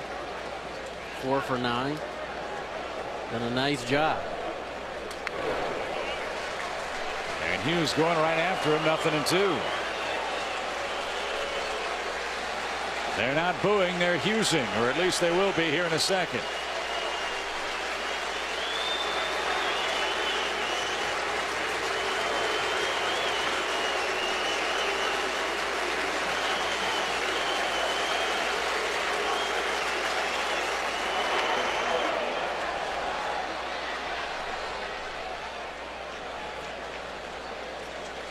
Hughes threw Garco a breaking ball right there, and Garco was out in front. Here's a big kid, 6'5", 220 pounds, first round pick of the Yankees in 2004.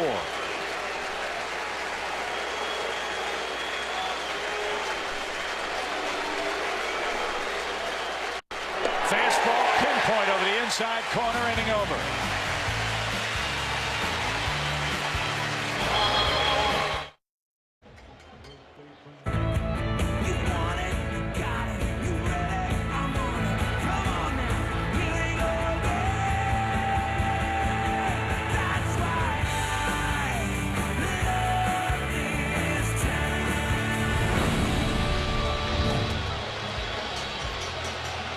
Jake Westbrook is pitching a beauty tonight.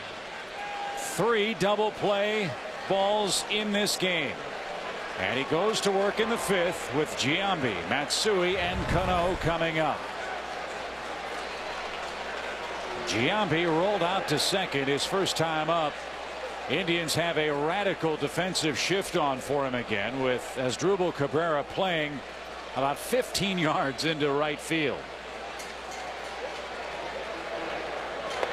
A slow curve in for a strike.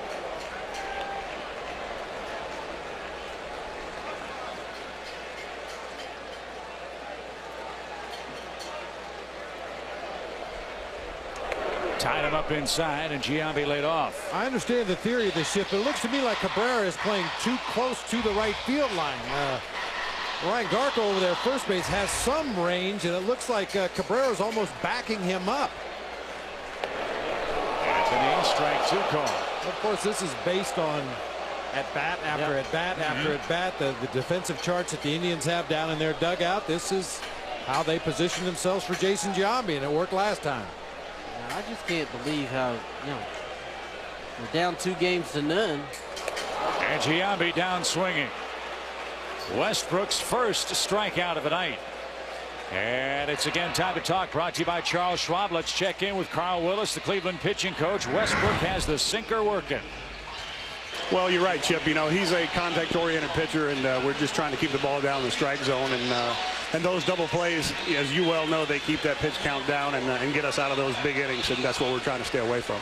Carl, not to get too far ahead of ourselves here, but Rafael Perez threw 2 innings in Game 1, 2 innings in Game 2, had the day off yesterday. Could you stretch him out to 2 innings today if you need it?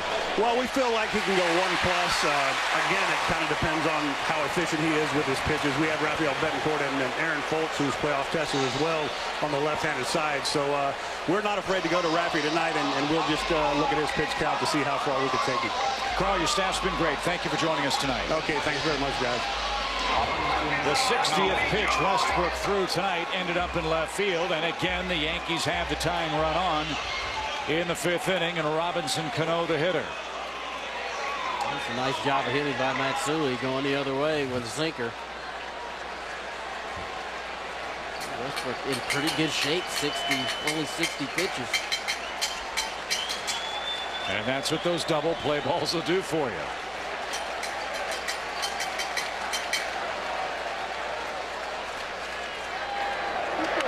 That's down the left field line. Long run Lofton. He can't get there. That's a fair ball.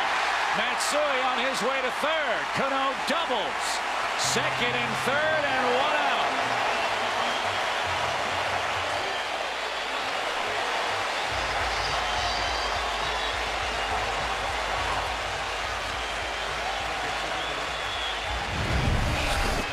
Because of the way Cano can drive the ball, Kenny Lofton shading a little bit to left center.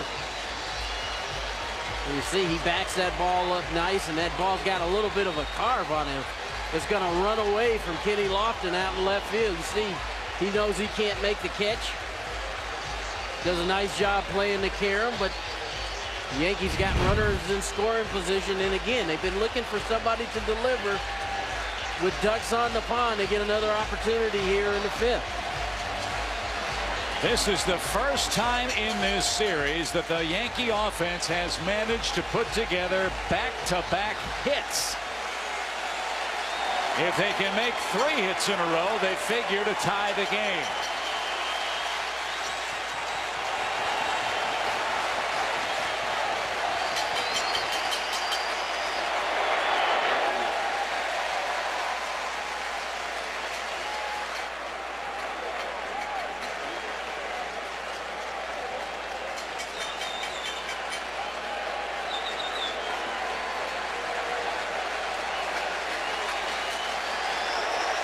One ball, no strikes to Cabrera.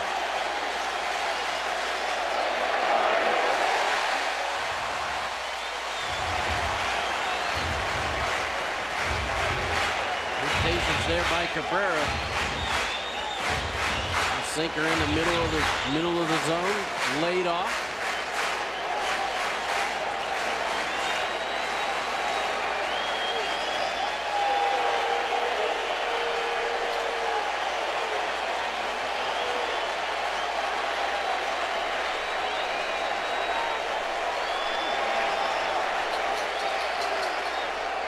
Line drive, base hit. 1 run scores. It's 3-2. Snap throw back to first, and Cabrera in safely.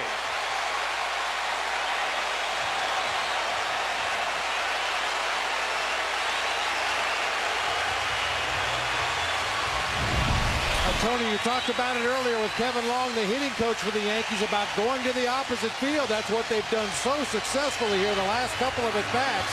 Last 3 at-bats. Clean single into left field. Lofton does not throw well, but that ball got to him so quickly.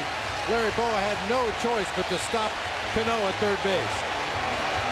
And that's the approach these Yankee hitters are going to have to take.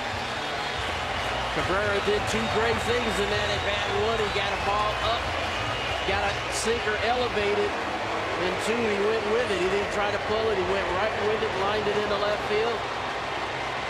Puts the Yankees within 1. And now the Indians bullpen will start to work in a hurry. This is the kind of rally that sneaks up on you. Westbrook had been cruising along, throwing the big double play grounders when he needed them. Really wasn't in much trouble at all in this ball game, and all of a sudden the Yankees have figured him out here in the bottom half of the 5th inning, and it is a fire drill down in that Indians bullpen right now. Aaron Foltz, the lefty. Lewis, the righty. Another huge momentum-shifting inning here in this 5th inning. You've got Damon, who runs well, 2 for 2 up there. You have Westbrook, whose sinker has been sinking beautifully. He's thinking double play ball. Damon, at the very least, is thinking fly ball to tie it up. And there's been only 1 fly out in this game from Westbrook.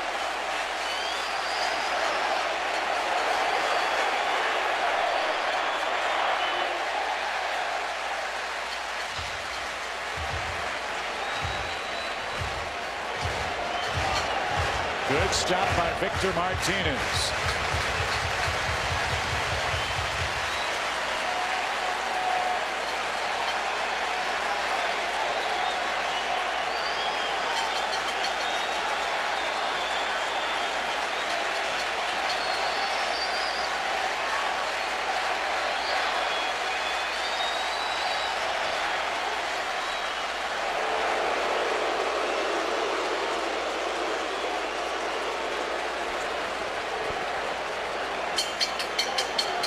Westbrook putting on the four corners, and he needs to. He's got two men on the corners now, and a slim one-run lead.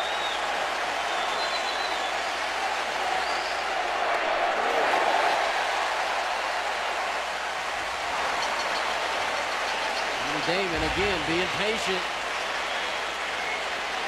Is that sinker ball away? The one thing when you're trying to go the other way with it, it's a whole lot easier to go the other way if that ball is elevated a little bit. If that ball's down, like that last sinker, that could end up being a tailor-made double play ball. So the key is to try to get the ball up, try to get it elevated.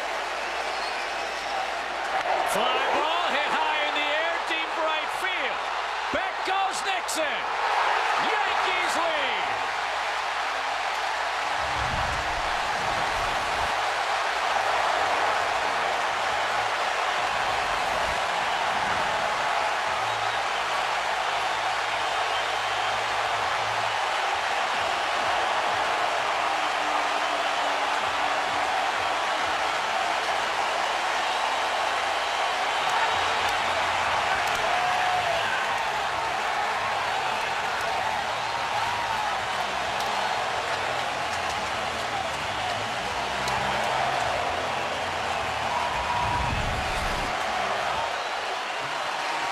Talk about getting a sinker up. Look at that ball. Belled high, outer part of the plate. Damon gets full extension. Pulls it back to right field. A high fly ball that just did get out of here to right field.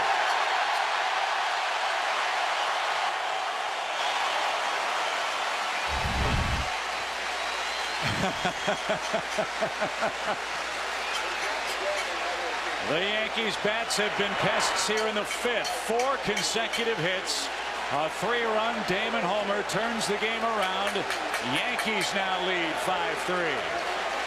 And here's Jeter. 7th career postseason homer for Johnny Damon.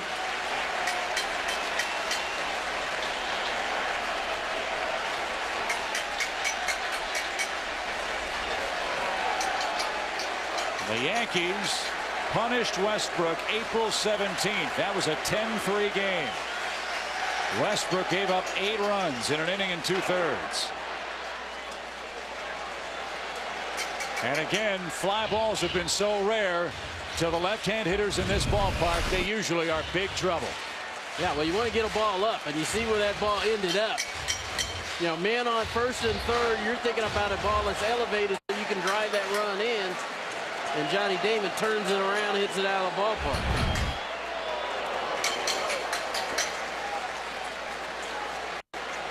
And Bob, you're exactly right. These kind of innings, it just kind of snuck up on him.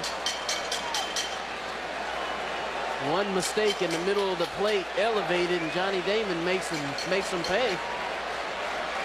Well, the first 3 base hits, you could almost see it was more of just a good approach by the Yankees hitters, staying inside the ball, driving it the other way, but the big mistake to Johnny Damon. Line foul. And the question is now for Eric Wedge and the difficulty of the American League game. How long do you ride your pitcher? This is what happened to Westbrook in April. One of the 6 Alex Rodriguez hit against Cleveland pitching this year, and Jorge Posada, the 3rd in that 10-3 Yankee rout.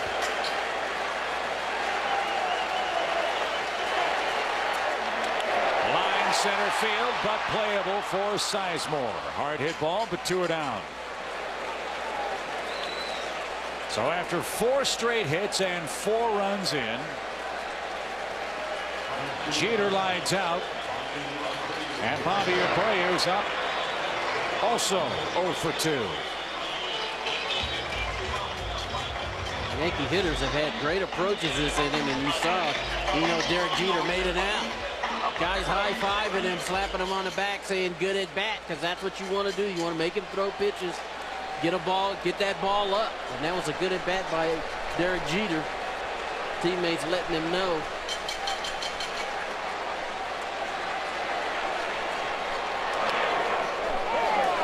Strike one to Abreu. So the first big offensive inning by the Yankees in the series turns the game around.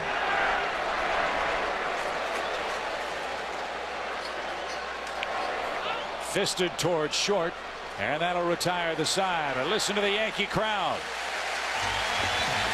Sixth inning. Yankees 5-3.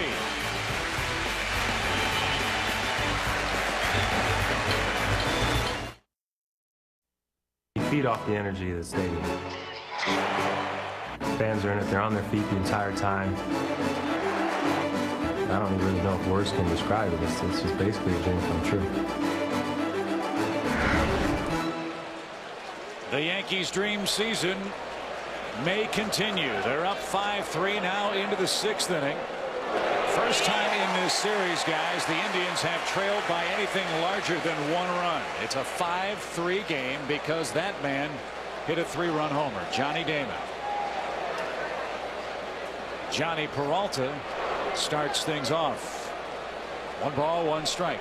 Obviously a huge inning for the Cleveland Indians to see how this young aggressive ball club can bounce off the mat here, at least try to get something going against the Yankees. A quick 1-2-3 inning.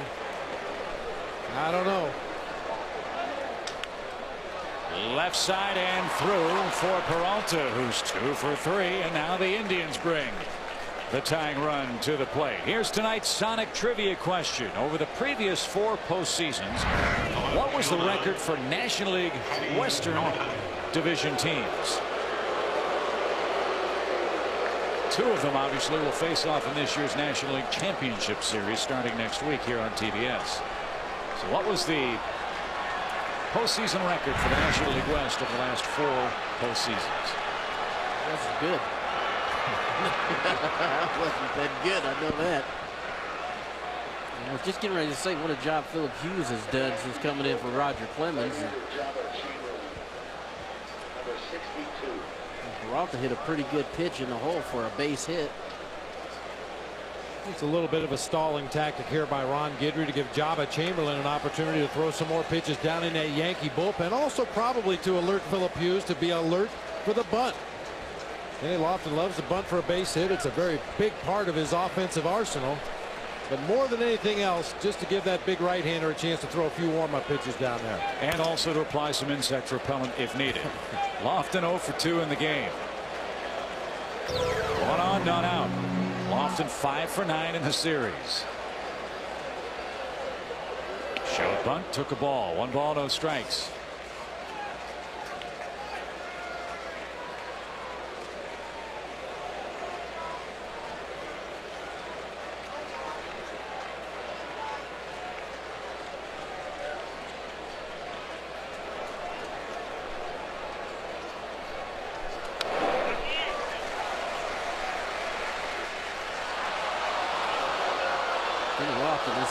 This entire series has taken pretty good swings. Showing Eric Wedge he can put the bat on the ball. Kenny, as you know, a great college basketball player at the University of Arizona. One of 2 men to have played in the NCAA Final Four and the World Series. The other, Tim Stoddard, who played on the 1974 NC State National Championship club.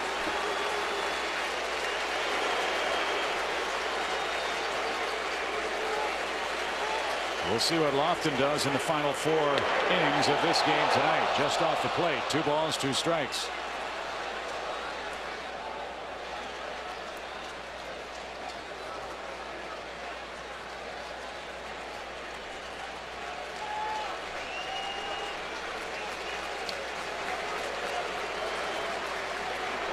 Struck out Lofton.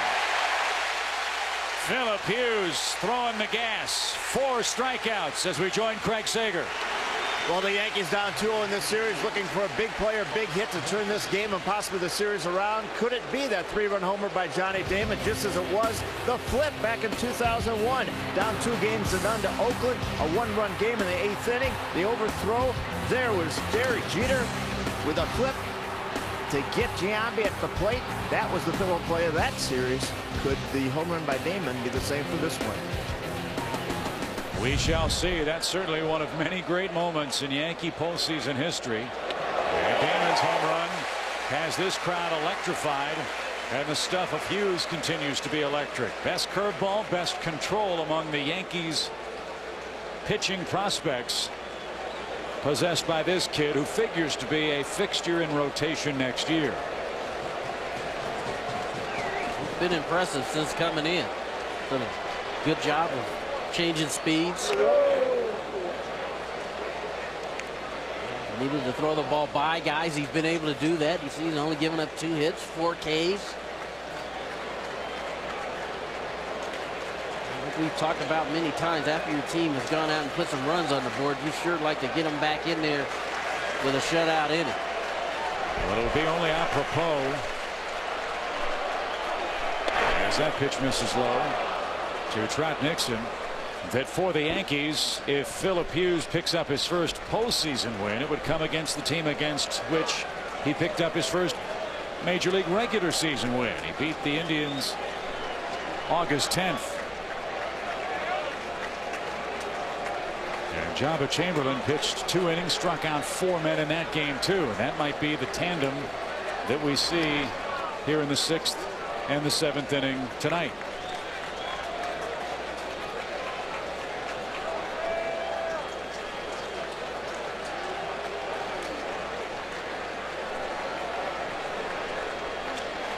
Trot Nixon ahead in the count, 2 balls and a strike.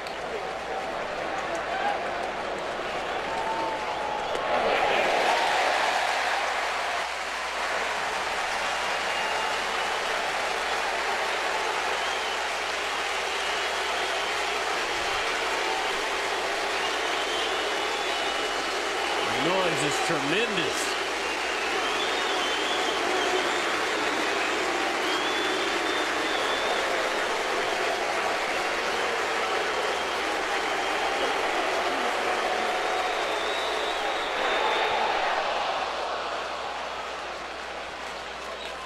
Three balls, 2 strikes.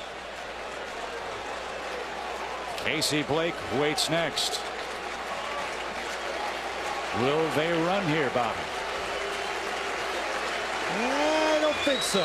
Philip Hughes got a couple of different strikeout pitches. He's thrown that 4-seamer past some of the Indians hitters. He's thrown some real good breaking balls.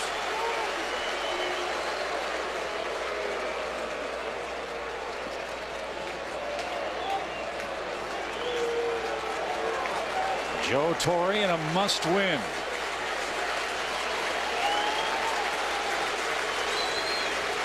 Runner holds and the pitch fouled away. Again, if you missed the start of our telecast and missed the news from New York today, Yankees backs against the wall, down 2-0 in the series. George Steinbrenner said if Joe does not win this game or this series, it is unlikely he would be back as the Yankee manager. Joe Torre mentioning that before the game today. Nothing new. This is New York. It's the Yankees. You're expected to win. Well, they're winning now and trying to force a game for tomorrow. And Nixon spoils another.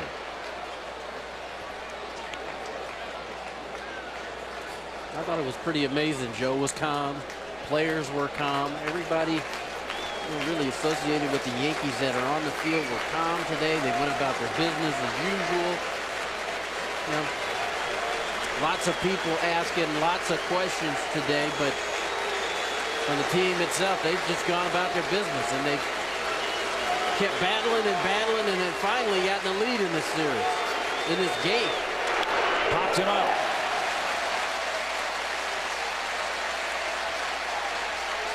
Two down. So again, it's interesting to watch the momentum shift. We heard Kevin Long, the Yankee hitting coach, say, look, I think my team's relaxed. I like their approach at the plate. They couldn't get anything done against Westbrook in the first 3 innings. All of a sudden they break through, grab the lead. Now it's the Indians all of a sudden that have stopped hitting after the 3rd inning.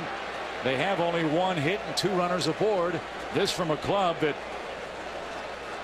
had base runners all over the place in game 2 and scored 12 runs on 13 hits in game 1. So yes, in the playoffs, 1 play, 1 situation can change the tenor of a series on a dime. Yep. And Tony, you know as well as anybody, sometimes it just starts with that first line drive. That's exactly right. You know, Kevin Long talked about it. Their approach today was pretty good. They just didn't back a ball up enough. And sometimes one swing of the bat can get the ball going in the right direction. And the Yankees have taken advantage, and now they've got the lead. And that's what we said in specific with regards to Alex Rodriguez. He doesn't have to hit a home run, just get a hit. Well, he did that tonight. As Blake shoots one to right field. That's pretty well hit. But Abreu is there. Phillip Hughes may be saving the Yankees season. 5-3 mid-6th.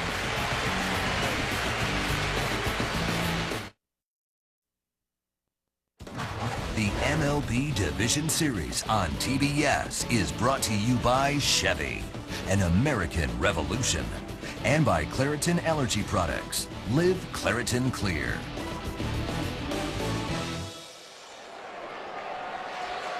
There's a beautiful look at the Chrysler Building and downtown New York. Last of the 6th inning, Yankees trying to pick up their first win of this series and send it to game 4 tomorrow night.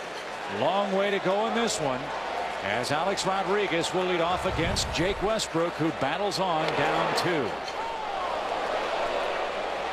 The Cleveland bullpen is busy in case he has any more trouble.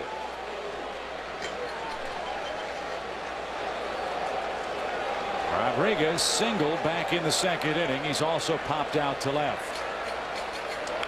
And he squibs one down the first base line, foul. And an 0-2 hole. Westbrook's thrown him 2 breaking balls. The 2nd one. Rodriguez out in front of that. Kind of cued it off the end of his bat. I'll tell you, I'm a little surprised to see Westbrook back out there on the mound. Not only did he give up the 3-run homer to Johnny Damon, but we talked about it between innings. The outs that he was giving up have started to come in the air, and that's not a good sign for a sinker ball pitcher. Granted, his pitch count is only at 77 now in the ball game, very manageable, but when a sinker ball pitcher starts giving up fly ball outs, that's a red flag. But he is ahead of A-Rod here, who did record the first flyout in this game. And the count 1 ball 2 strikes to the Yankee 3rd baseman. Dropped down sidearm, and Rodriguez fought it off and broke his bat.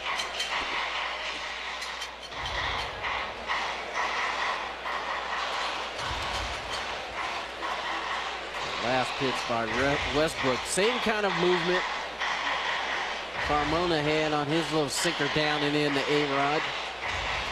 Take a look at his movement on this pitch. Not as much velocity, but the same kind of movement. Trying to run that ball in on Alex's hands there. I think the velocity made the difference. Absolutely. When Carmona threw that sinker to that location, A-Rod swung over the top of it. That time able to get a piece and stay alive. And maybe the key is that he swung it all because it's not a strike. Will they go there again with a 1-2? Ground ball deep short. Peralta from the cut of the outfield grass. Long throw, bad throw. A-Rod's aboard, leading off the 6th inning. Can't quibble with that call. That's an infield hit. Well, Peralta went to the backhand here, and he was going to have to set his feet and make a real strong throw to get A-Rod. See, the throw is high, and I think he would have beat it anyway. And so with the man aboard for the Yankees in the 6th, up 5-3, Eric Wedge is going to go get the baseball, and he will go to the bullpen. So Jake Westbrook goes 5+ and trails 5-3 at Yankee Stadium.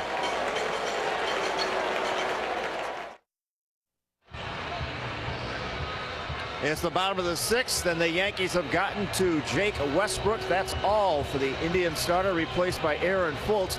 Meanwhile, Philip Hughes for the Yankees, I don't know if that's the last we're going to see of him, but based on the reception he got in the dugout coming out after the top of the 6th inning, it appears that he has done his job and done it well, whether he stays into the game or not. Coming in down 3-0.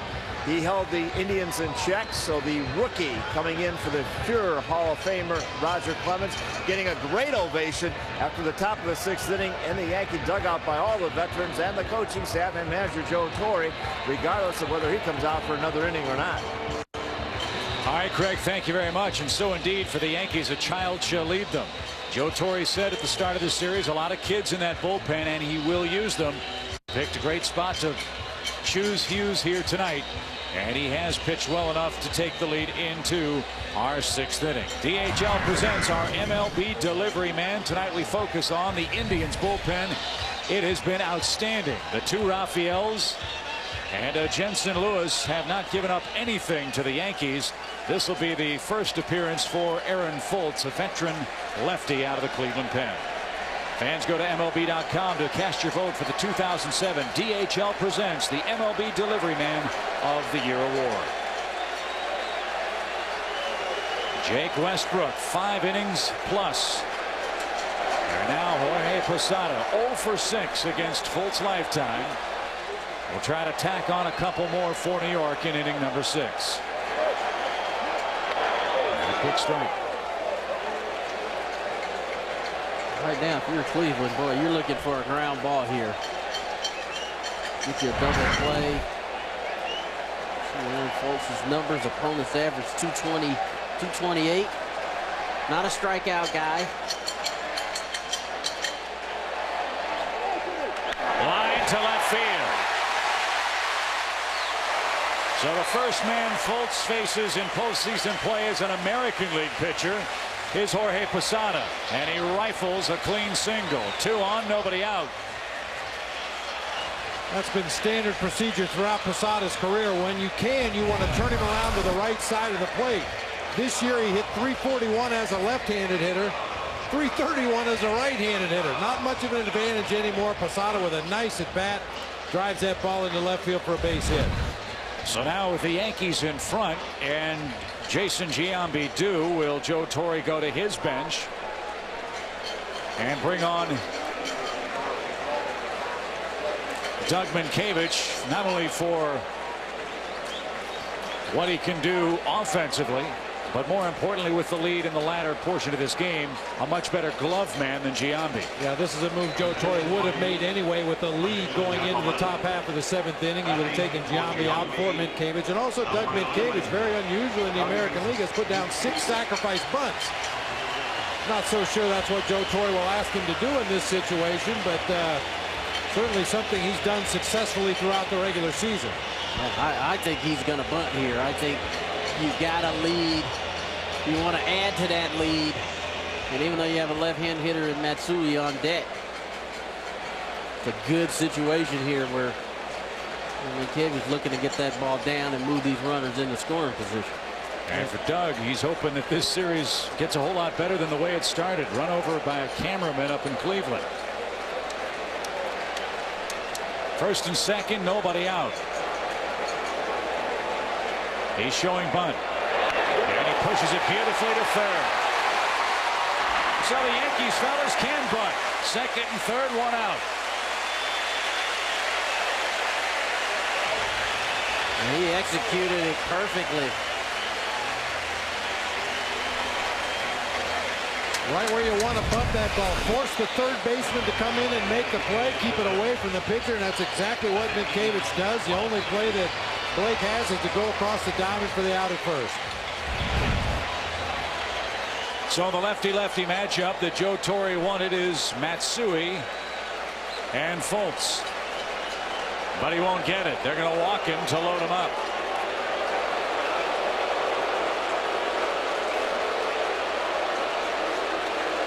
And then Robinson Cano will be the man of the hour.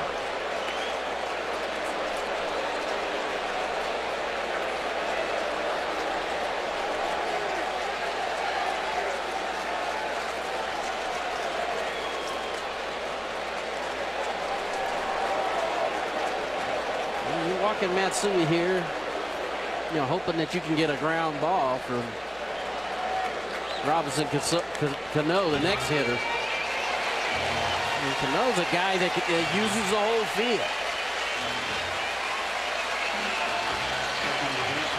You pick your shot, you put Matsui on, and you hope that you can get a ground ball here. But if you look at Cano's hit chart, he's spraying the ball around the whole yard. A few more hits to the pull side, but you know, 54 and 45 up the middle and the other way. You're gladly going to accept that. And this is a situation where, you know, he doesn't necessarily mean he has to pull the ball here. He can still hit the ball the other way. And this is a spot where the Yankees have to score another run if they want to win this game on it. Top of the Indians' orders up next. I think they feel that way, that they need to add to their lead right here. This is one of those opportunities. We talked about execution. And they do. A-Rod scores. They're still loaded. Ball gets by Nixon. Posada scores. Matsui scores. Cano to third, and the game is busted wide open.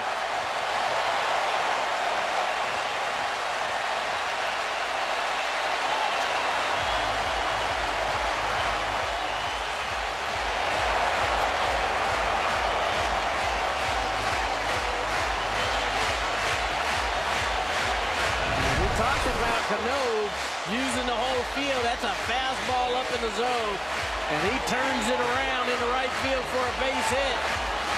Perfect position, and he drives this ball into right field, and Trot Nixon kind of takes his eye off the ball for a split second, and it bounces past him, and a couple more runs score.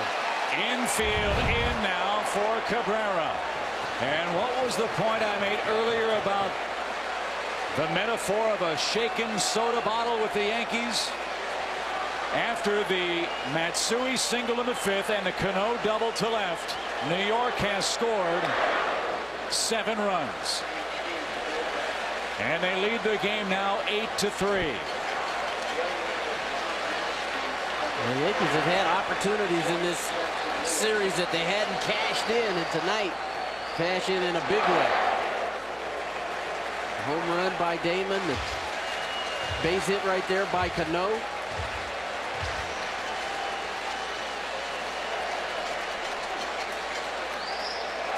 Ground ball right to third. Blake looks the man back, throws to first. Good play, 2 outs. So while we have a chance to catch our breath, let's revisit our Sonic trivia question. Over the previous 4 postseasons, what was the National League West team's record? Tony, what was your answer? It was very, very not good. Right on. You are. I tell you what, that's some great analysis. Because you're right, 3-15 last year, but unbeaten this year. Cubs and the Phillies were swept. They turned that all around though this year.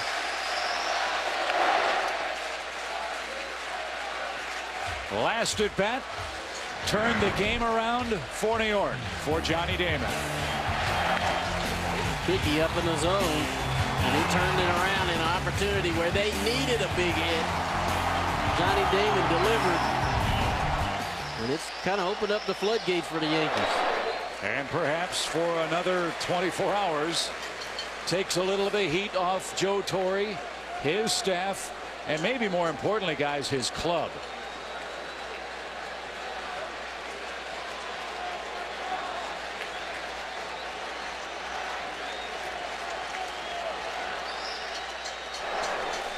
Now, we talked about it before. All the questions for Joe Torre in the pregame interview session were about George Steinbrenner's comments. We saw Brian Cashman down on the field, the general manager of the Yankees, before the game, swarmed by the media. I'm sure they weren't asking about A-Rod's mechanics. All the attention went to Joe Torre, George Steinbrenner, and the ball club, as you said, Tony, came out loose, relaxed, went about their business.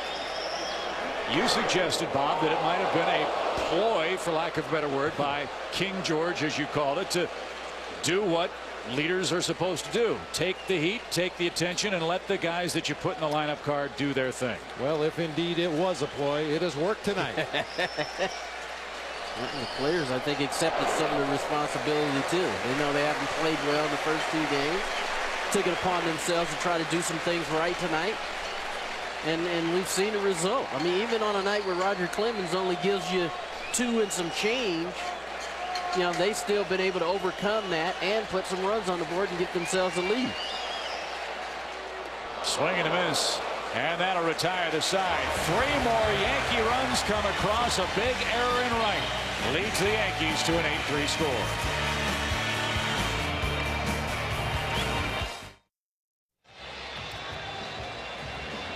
We head to the 7th inning. The Yankees have a 5-run lead, trying to force a game 4 tomorrow night. And indeed, Jabba rules. There he is, Jabba Chamberlain, on for the 2nd appearance in this series. Unbelievable work in regular season play, but last time out, the Bugs got him at Jacobs Field. Couple of wild pitches, and it turned the game around. I've never seen anything like that.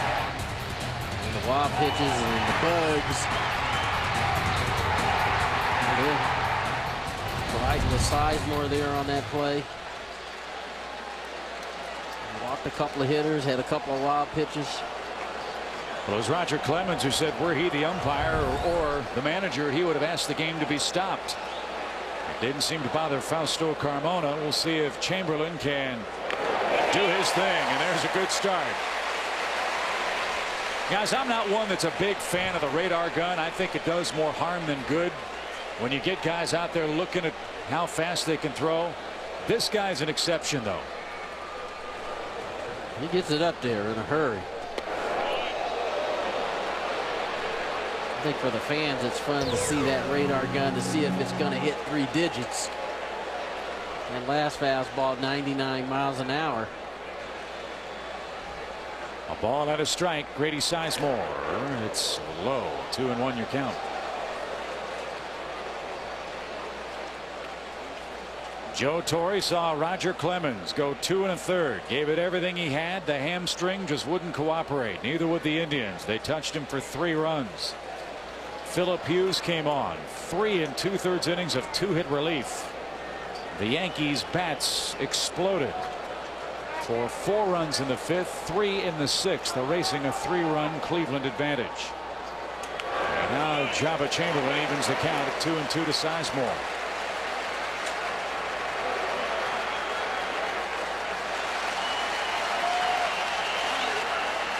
Time in the series where the Indians have been down, and you want to see how they respond. It's going to be tough against a guy like Chamberlain, but pretty much the whole series they've had good at bats, good game plans.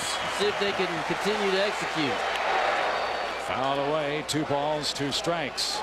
If we do have game 4 here tomorrow night, join us on TBS beginning at 7 o'clock Eastern time for MLB On Deck. Ernie Johnson, Cal Ripken Jr., Frank Thomas et al. Will be in the studio. And then our first pitch, 7:37, if necessary, here in the Bronx tomorrow night. Full count. And now it's the Indians' turn to work the count.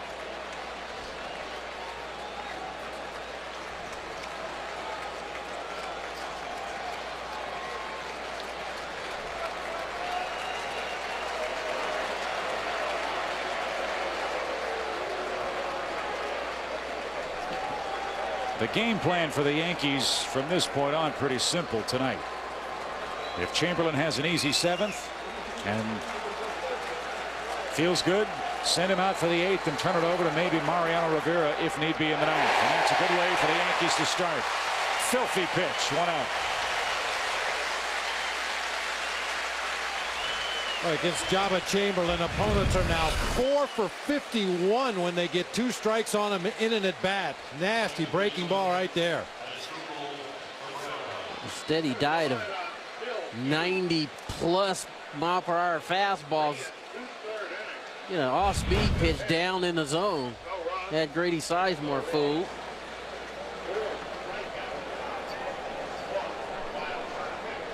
So as Drupal Cabrera stands in. There's Mariano Rivera. The lead too great for him to get a save tonight. But if need be, you know he'll be ready. From 99 to 79.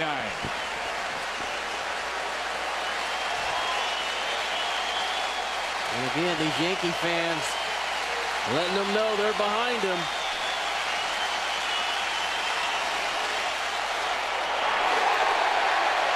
Two are out.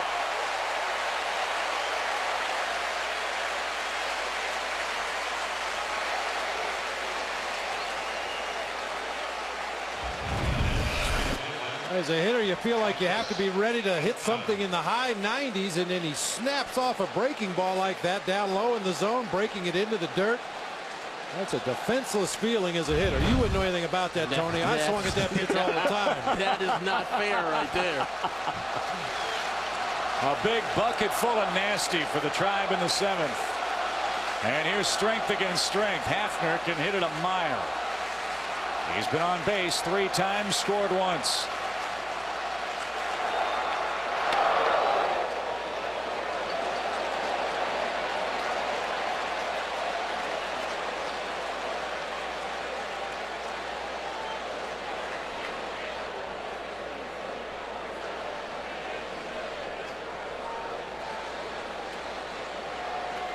One ball, no strikes. Cleveland led this thing 3-0, then 3-1. It's been all Yankees since.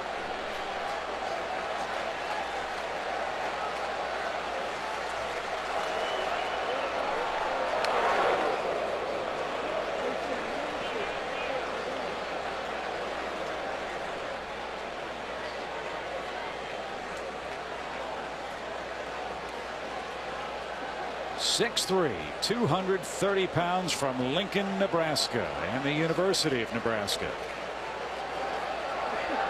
2-0. Took a little off, painted the corner there with a 95-mile-an-hour heater. Fun to manage guys like that, isn't it, Bobby? Oh, yeah, makes you real smart. Nice job too by Posada, trying to get Chamberlain to take a deep breath. Nice job setting up on that outside corner.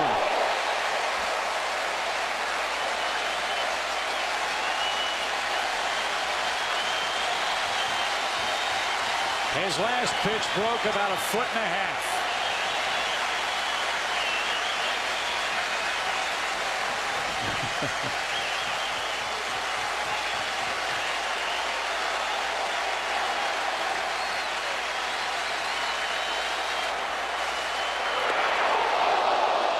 Thought that was strike 3. So did Alex Rodriguez. It took about 6 steps toward the Yankee dugout.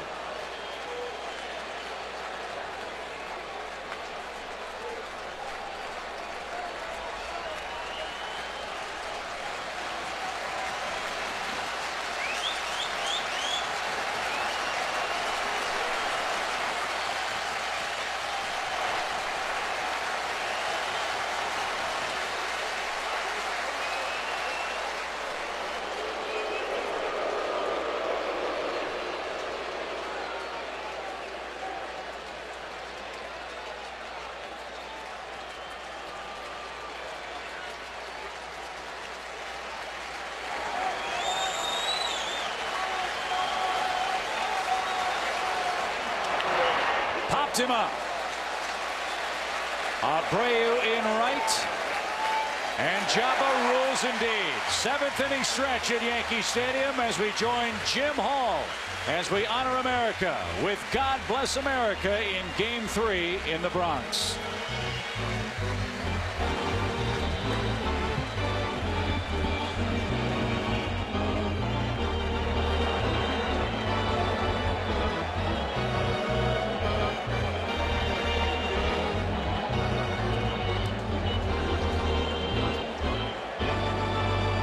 Your attention, please, ladies and gentlemen. Will you please rise? Please direct your attention now to the microphone behind home plate and welcome Decca Universal Classics recording artist Ronan Tynan. in honor of the servicemen and women stationed around the globe. Dr. Tynan will now sing God Bless America. While the storm clouds gather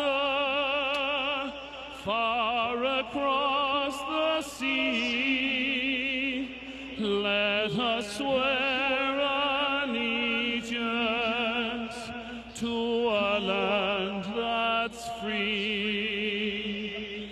Let us all be grateful for a land so fair, as we raise our voices in a solemn prayer. God bless America, land that I love. Stand beside her and guide her through the night with a light from above. From the mountains to the prairies to the oceans wide with foam. God bless America, my home sweet home. God bless America, my home sweet home.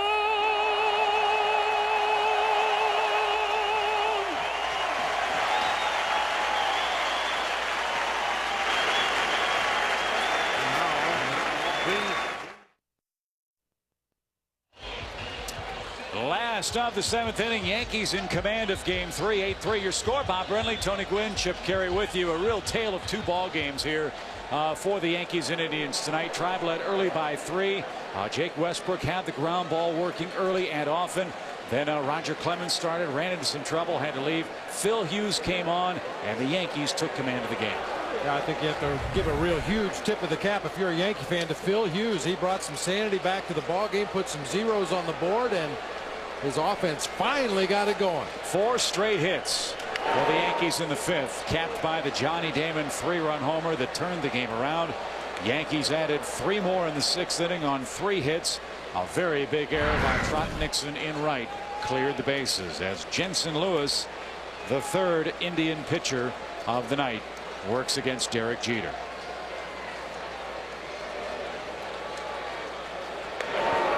Lewis misses outside. 1 ball, 1 strike. Game 4, if necessary, tomorrow night. Paul Byrd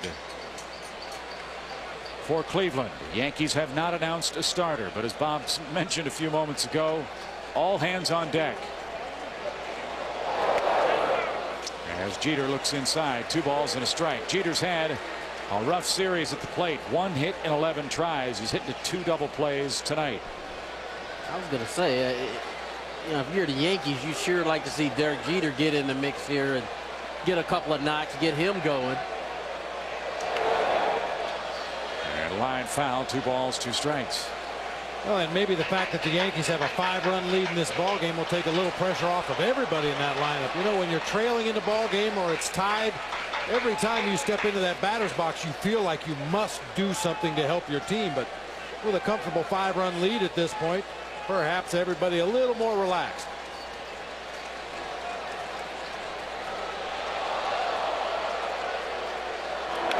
Rifle back foul, 2 balls, 2 strikes. Well, Craig Sager mentioned it earlier, talking about Derek Jeter and the flip. That game against the Oakland A's in Division Series play. The Yankees were down 2 games to none, came back and won that series. Well, they play tonight. Would potentially play tomorrow at home with a chance to send it back to Cleveland if they can win 2 in a row here. And when you're down in a series, guys, I would imagine, especially in a town like New York, especially with all the big names and the big contracts and the big expectations, human nature would tell you we've got to win 3 games in a row. But that's probably the worst possible approach you could have coming into a do-or-die game. Yeah, I would agree with that. I think you kind of take it, you know, 1 inning at a time, 1 pitch at a time. I know it's a cliche, but I think the Yankees have approached it correct today. They've taken, you know, whatever they gave them and tried to take it, you know, try to take advantage of it. And they've really taken care of things, as you'll see on our Baby Ruth 7th inning stretch game summary. The Indians led 2-0 on a Trot Nixon solo home run. Roger Clemens, the last man he faced tonight, he struck out. A pat on the cheek from Joe Torre. He left. Then Johnny Damon with the 4th hit in a row in the 5th inning for the Yankees. It left the park. 5-3 to score. And then a Robinson Cano single, an error on Trot Nixon and right, cleared the bases. 8-3 New York the score now with 1 out in inning number 7. And that was your Baby Ruth 7th inning stretch game summary.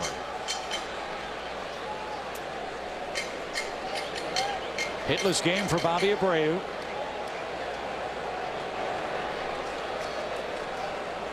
And Lewis, the pride of Vanderbilt University, blisters a fastball right through there, and the count evens 1-1.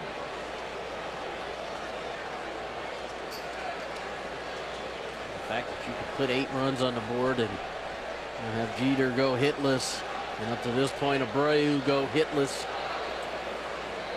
I think it's a pretty good sign. Well, the game plan for Cleveland real simple. If they can get 6 out of their starters, with Perez, with Betancourt, and Jensen Lewis, who gave up only 1 earned run the entire month of September, leading up to Joe Borowski, they'll take their chances with that in this series or any other that they are fortunate enough to play in.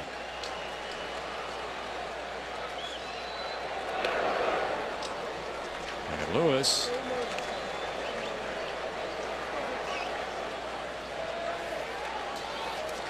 working for the 2nd time in this series, pitched in the opener and struck out a man in 1 inning of work.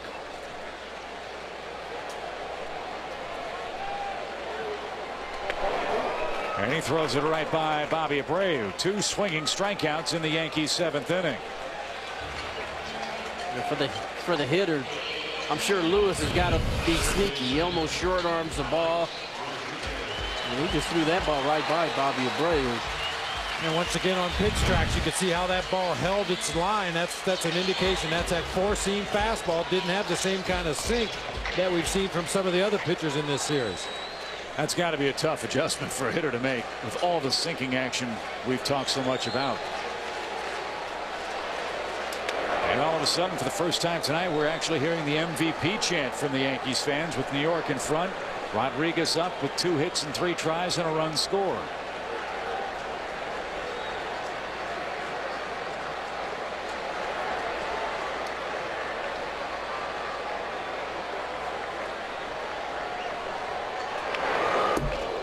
Kind of joking at the start of the series, A-Rod will win the MVP in the American League. Just overwhelming numbers.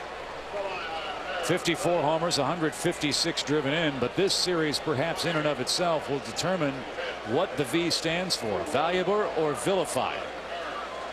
And he's certainly redeemed himself tonight. He's actually swung the bat pretty good, I think, in this whole series. I mean, he had a couple of pitches to hit off Sabathia. Carmona really gave him a lot of trouble with that sinker running down and in. He was swinging over the top of it, but tonight he's shown some patience. He's worked the count. He's had some pitches to hit. His first base hit, he hit right on the button.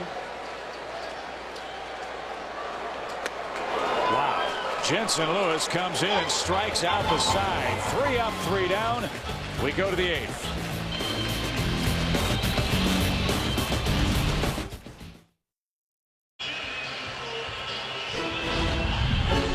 American League Division Series on TBS is presented by Budweiser, the official beer of Major League Baseball. Yankees up 8-3 now. 2 innings left in the Bronx.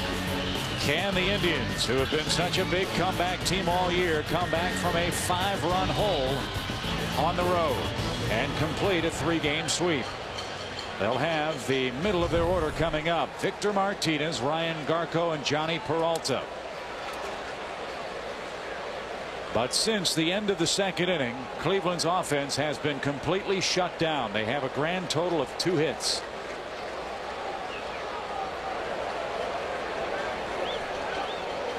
And only 4 base runners as Jabba Chamberlain Powder River for a strike.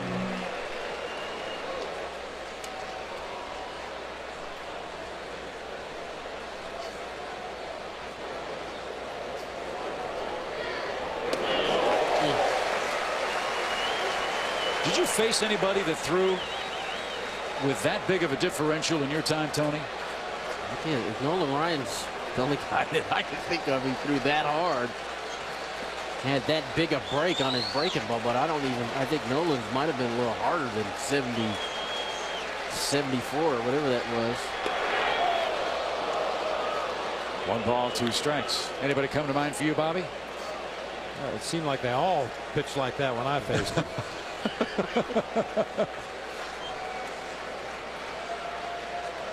But what a lift for the Yankees.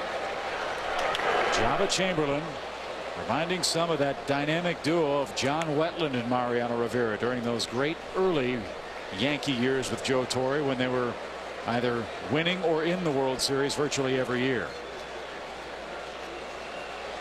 And Joe said, look, if we pitch, meaning the Yankees, if we pitch well, we're going to have a chance to win the game. And that's no great shakes, no big news flash. As that ball scalded and under the glove of Cano and into right center field.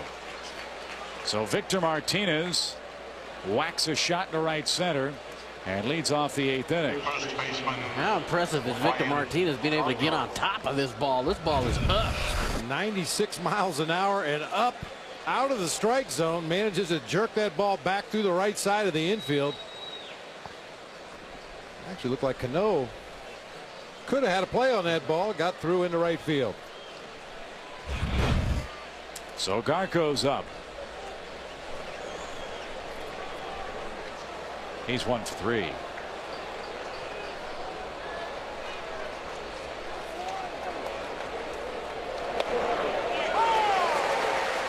The Indians this year had 23 wins in their last at bat. So they get a couple here.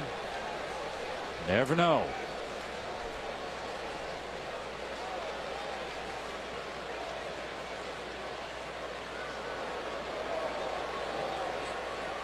Yankees looking to turn a double play if they can make contact. Jeter to his right. Second for 1. Garko, a former catcher, and he's out. Just what the doctor ordered. 6-4-3. Bases clear. A good example of Derek Jeter knowing who the runner was. Anybody else at the plate, he probably really tries to rush this double play, but took his time. A good firm feed to second base to Cano and an easy turn to complete the double play. So 44 comebacks, 23 in the last at bat for Cleveland, and they've done it when trailing late. Johnny Peralta has had a good night. He's 2 for 3.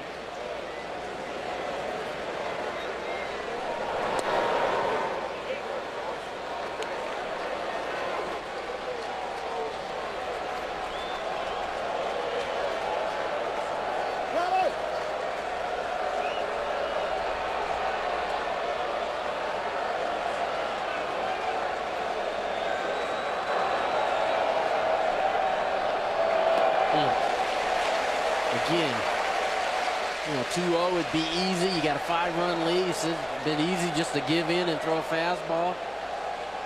Nope. Posada wanted to go with the breaking ball, and it's not even a good one, and you get a strike. Chamberlain trusting what Posada's putting down. Just off the plate.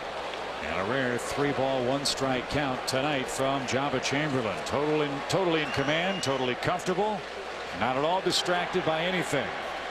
in Game 3. A marked difference from what we saw in Cleveland.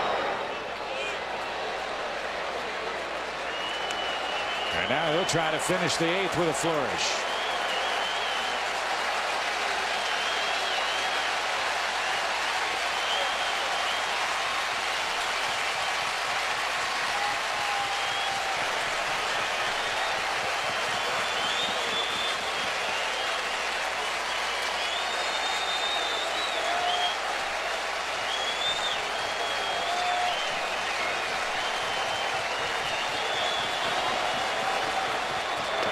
But he walked his man. So Peralta aboard yet again tonight. That's the 3rd walk issued by the Yankees in this game. First by Chamberlain. And now Kenny Lofton's up. Lofton 0-for-3, 5-for-10 in the series. And the pitch count mounting for Chamberlain now. Ron Guidry is going to pop out and talk to him. That'll give the Yankee pen some time to go right to work.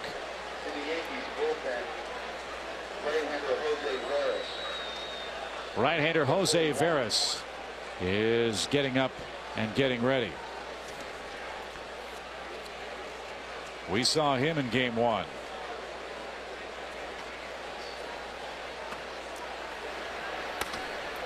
Don't forget our National League Championship Series exclusively here on TBS. Bob, Tony, and I, along with Craig Sager, will be joining you from Chase Field in Phoenix. The Colorado Rockies will take on Bob Melvin and his Arizona Diamondbacks.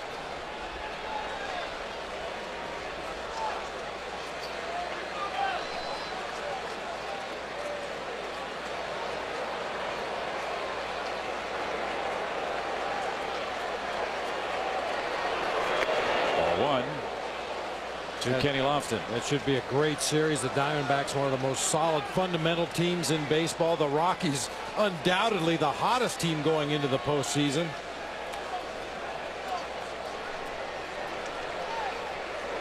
Lofton pops it out of play. But because both teams swept, Bobby and Tony, I'd like to get your input on this too.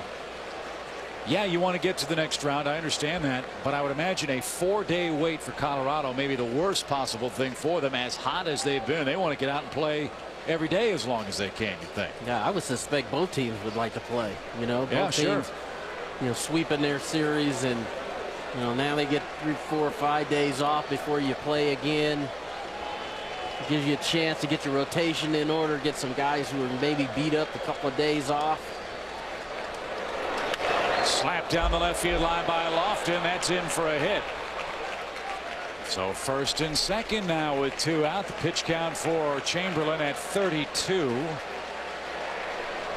And Trot Nixon looking to atone for his error in right field. And I think that might do it for Chamberlain here. The right fielder, Trot Nixon. Joe Torre gesturing to Robinson Cano to ask if the bullpen's ready. Robinson Cano trying to be the you know, the guy in the middle here to try to get the signal from the bullpen. Robinson Cano said, "Don't you have a phone in that dugout? It may not be working. Just call him." It looked like Joe Torre was trying to get Veras to warm up a little quicker and get ready to come into this ball game. And it looked like Ron Guidry gave the nod of approval that he's ready to go, but I'm not quite sure what that exchange was all about there. So 1 ball, no strikes. Now Posada out for a chat as Chamberlain misses to Trot Nixon, who hit a solo home run here. So watch.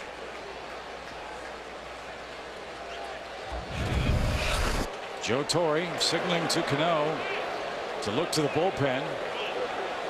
The right Cano fielder, Trot Nixon. raised his cap, which is the universal signal for a pitcher telling everybody he's ready. But Veras not in the game as Nixon smacks that toward left. Damon, good jump, can't get there. It splits the gap. 1 run scores. Lofton, big turnaround third, stops there as Nixon doubles home Johnny Peralta. And it's an 8-4 game in the 8th inning. Chamberlain running out of some steam in the 8th. Good job by Trot Nixon. Fastball away. He stays back, drives this ball into left center field. Perfect again.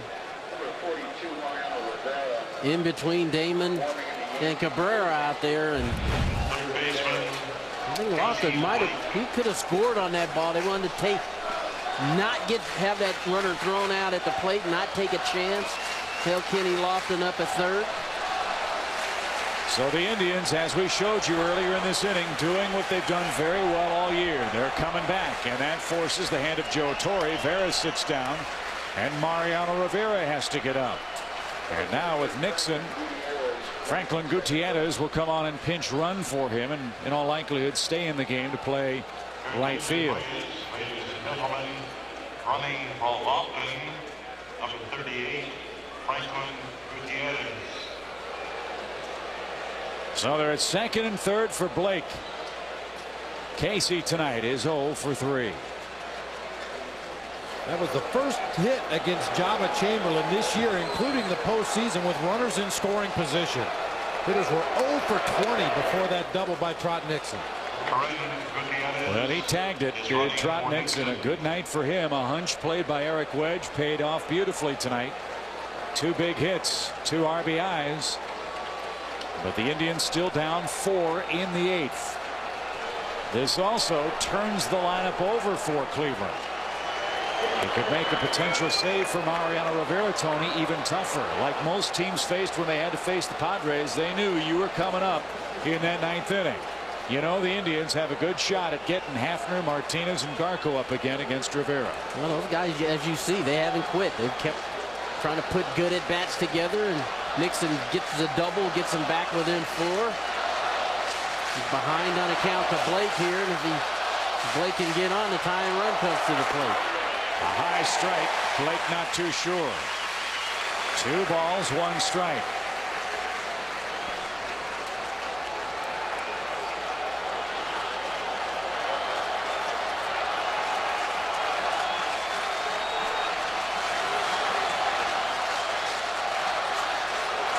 Fly ball right field. Well hit, but playable.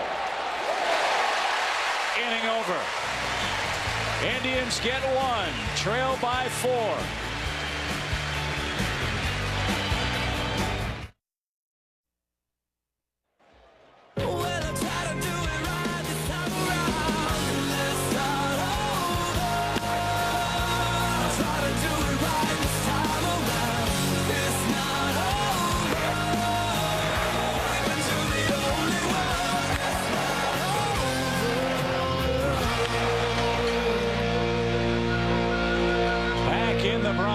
Plenty of smiles on the Yankees' faces at this point, up 8-4 in the 8th inning.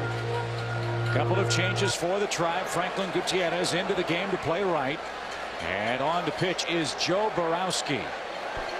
Borowski, the American League saves leader for Cleveland this year, saved 45 games. That's 5 more than Bobby Jenks, Francisco Rodriguez of the Angels, and J.J. Putz of the Mariners. When the game's on the line, Joe's been great. That high ERA, a result of a 9.60 ERA in non-save situations like this. In fact, guys, Borowski did something this year that has never been done before in the history of baseball. 40 or more saves with an ERA over 5. Wow. As you said, obviously in the save situations, and for whatever reason, I think all closers are like that. You bring them into a ball game to give them an inning of work, and it seems like invariably they struggle. They give up base runners, they give up runs. And Joe Borowski on this Cleveland team is probably the antithesis of the arms we have seen so far in the series. He does not throw the ball 95 miles an hour. He relies on location and unbelievable guts. And right, Bobby, a little movement too? A little bit of movement, yeah. He'll turn the ball over a little bit, try to get some sink on that 2-seamer, change speeds, as you said. Sure, this is a situation where Eric Wedge wants him to get an inning. He hadn't pitched in the series at all. And even though you're down 4 runs, you want to get him an inning, try to keep him sharp. So he's got a 2-2 count on Posada. Jorge singled. and scored in that 3-run New York 6th. And the count is full, 3-2. Borowski grew up just across the way in Bayonne, New Jersey, still lives there, and a guy that really had to battle for his major league career. He has pitched for 6 teams over 10 years, debuted with the Orioles in '95, the Braves, the Yankees, Brewers, and Reds, pitched an independent ball in the Mexican League in 2000. A lot of foul ground behind the plate, but no chance for Victor Martinez. The Cubs signed him in 2001, and that's where Borowski saved his career. Had 33 saves in 2003, the year the Cubs nearly made it to the World Series. Got hurt in 2004, went to Tampa Bay. Had a 21-inning scoreless streak to prove that that shoulder was back. And here he is after a great year with the Marlins last season. Part of a division championship team in Cleveland. But he walks Jorge Posada to start the 8th inning. Don't forget, coming up, Ernie Johnson, Cal Ripken, and Frank Thomas will have all the post-game reaction on our MLB presented by Captain Morgan. Remember, drink responsibly. That's coming up after Game 3 here in the Bronx.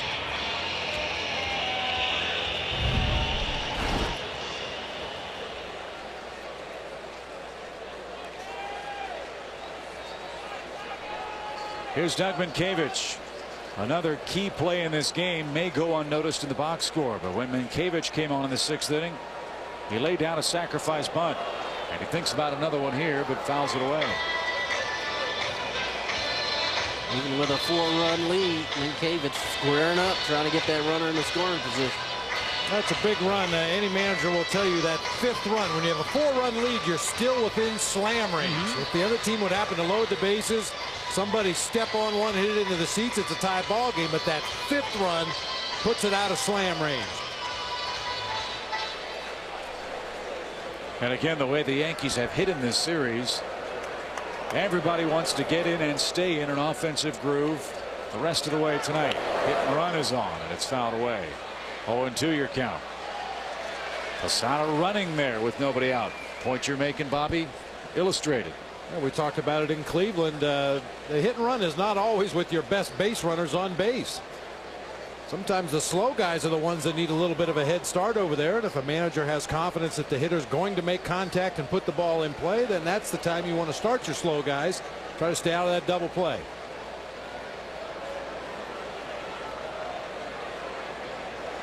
With Borowski, seldom does he have a 1-2-3 inning. He pitches with base runners all over the place. But again, that's part of the resume for a closer. Well, for him, at least tonight, a lot of his pitches have been up in the zone. You know, the hit and run pitch that Mankiewicz he fouled off was a ball that could be handled. That last pitch right there, up in the zone. So if you're Borowski, you want to at least get the ball down, give yourself a chance to possibly get a double play ball, get a ground ball. And keep messing around up in the zone. And to center field, but Grady Sizemore. And back to first is Jorge Posada. You know the guy who does that killer John Madden impersonation on NFL Sunday? His name is Frank Caliendo.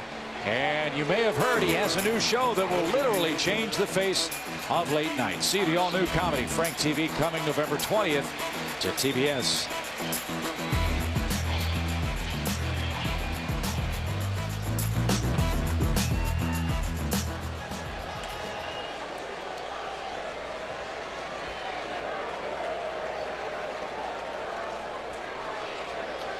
Hideki Matsui had been struggling mightily.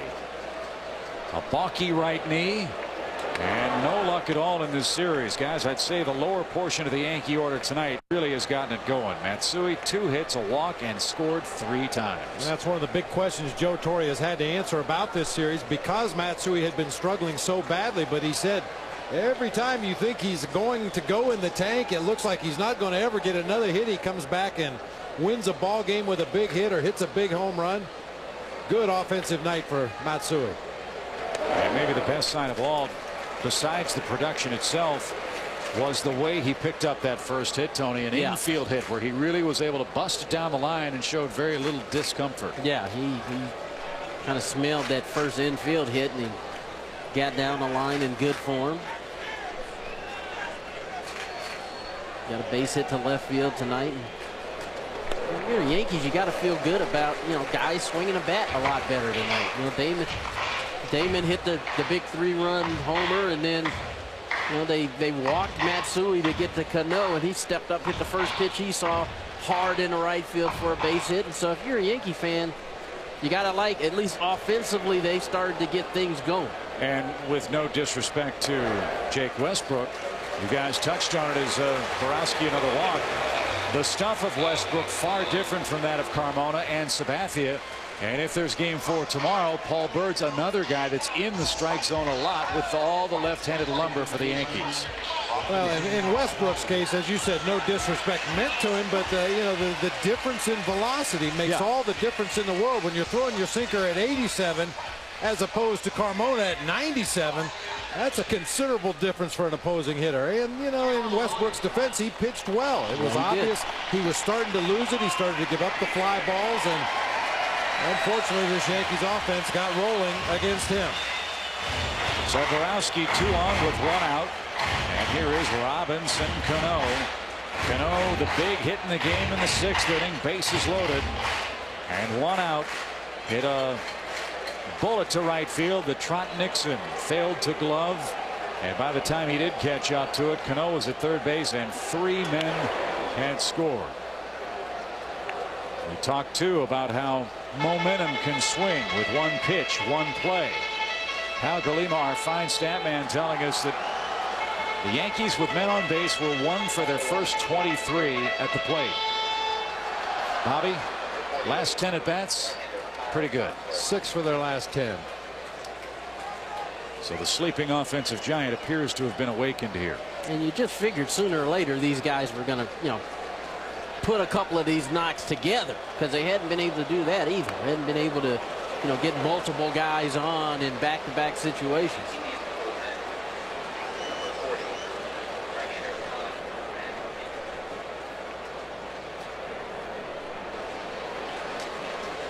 One ball, 1 strike. Both bullpens are busy as Joe Borowski trying to shake off the rust here.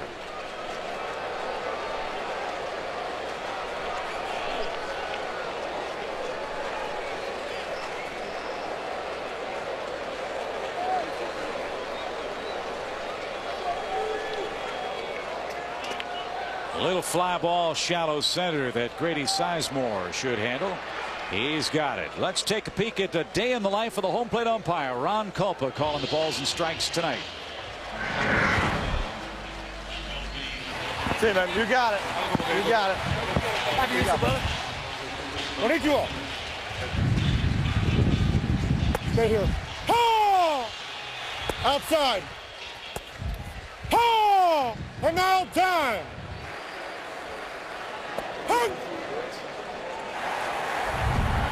How about Ron Culpa with a little Japanese konnichiwa action? Very nice. Not very bad. Nice. Multilingual behind the dish. Cabrera takes a strike. The one I liked was on the pitch that was outside, and Posada was getting ready to throw to second base. He tried to give him as quick a call as he possibly could. That's something that catchers occasionally will ask an umpire if there's a base stealer on at first. I remember back in my playing days, every time Tony Gwynn was at first base, I'd ask the plate umpire, give me a quick call if you can on those 3-2 pitches or 3-1 pitches, whatever the case may be. Didn't want to waste a throw. In the air again, and this is a typical Joe Borowski inning. Not a save situation. Puts 2 men on, then gets 3 soft, harmless flyouts to send it to the 9th in New York.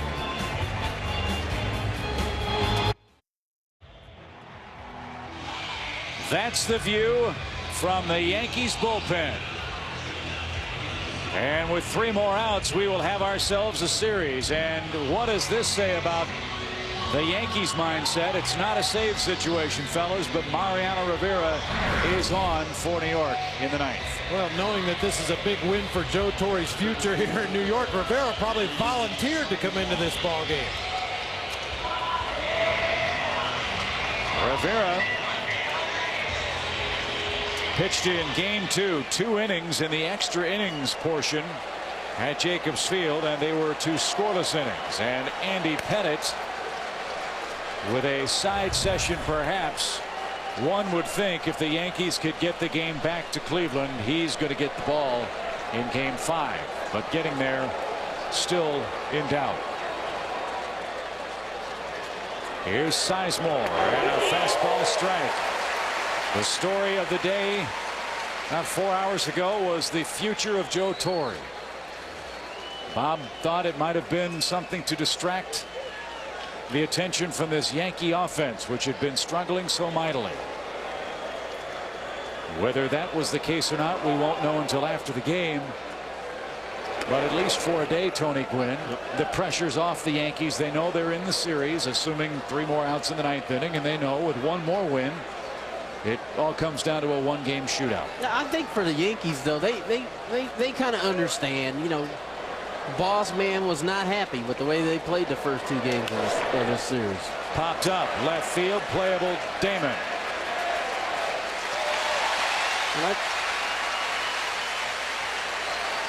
And 2 more outs to get for the Yankees, and if they get them with the lead, we will have game 4. Again, 7:37 our first pitch. Don't forget Ernie Johnson, Cal Ripken, and Frank Thomas in our Atlanta studios. Pre-game show brought to you by Chevrolet. Paul Bird for the Indians. Yankees have not announced who will start tomorrow's game. Any thoughts on who you think it'll be? Since Philip Hughes pitched tonight, that pretty much eliminates him from the equation. Right. Since Andy Pettitte's throwing in the bullpen right now, you know, we're going to bring him back on that shorter rest. I think we're going to see Mike Mussina take a start tomorrow. That's what I would think. With Chin-Ming Wong, maybe the first man out of the chute if Mussina has trouble like Roger Clemens tonight. So we'll find that out probably right after our game.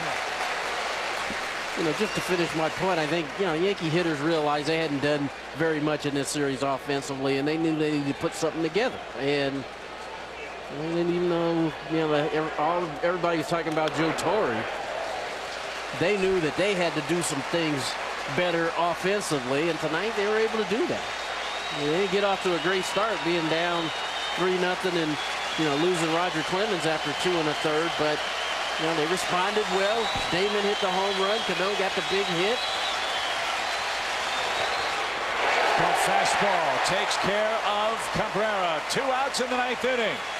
Tonight's Chevy player of the game is Johnny Damon. His big 3-run homer in the 5th inning. The 4th consecutive hit off Jake Westbrook. It turned the game around. And in recognition of his outstanding play, Chevy donates $1,000 to Major League Baseball's youth baseball charities, Chevy and American Revolution. The Yankees had 4 runs, 9 hits in the series. They have 8 runs, 11 hits tonight alone. And Travis Hafner, the final hope.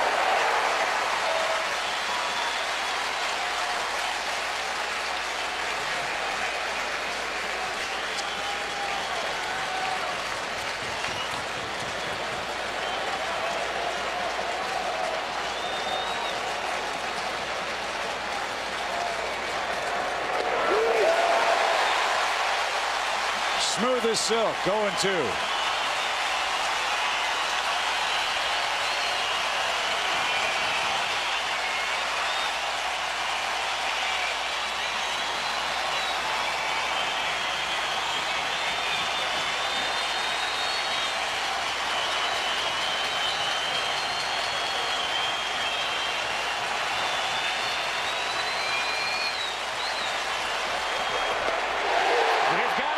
A series.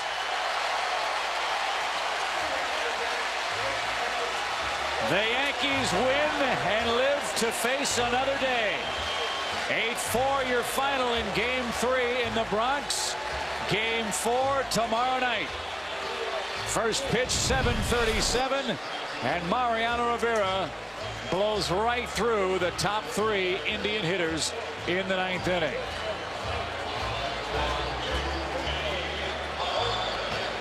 This is where they wanted to be. They wanted to come home get a win,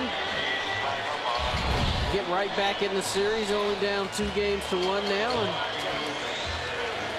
one more game at home. They're feeling pretty good about themselves with tonight's performance. I think you'd agree, though, Tony, not just get a win, but do it in the fashion they did tonight. A lot of offense. That was the big question mark with this Yankees team.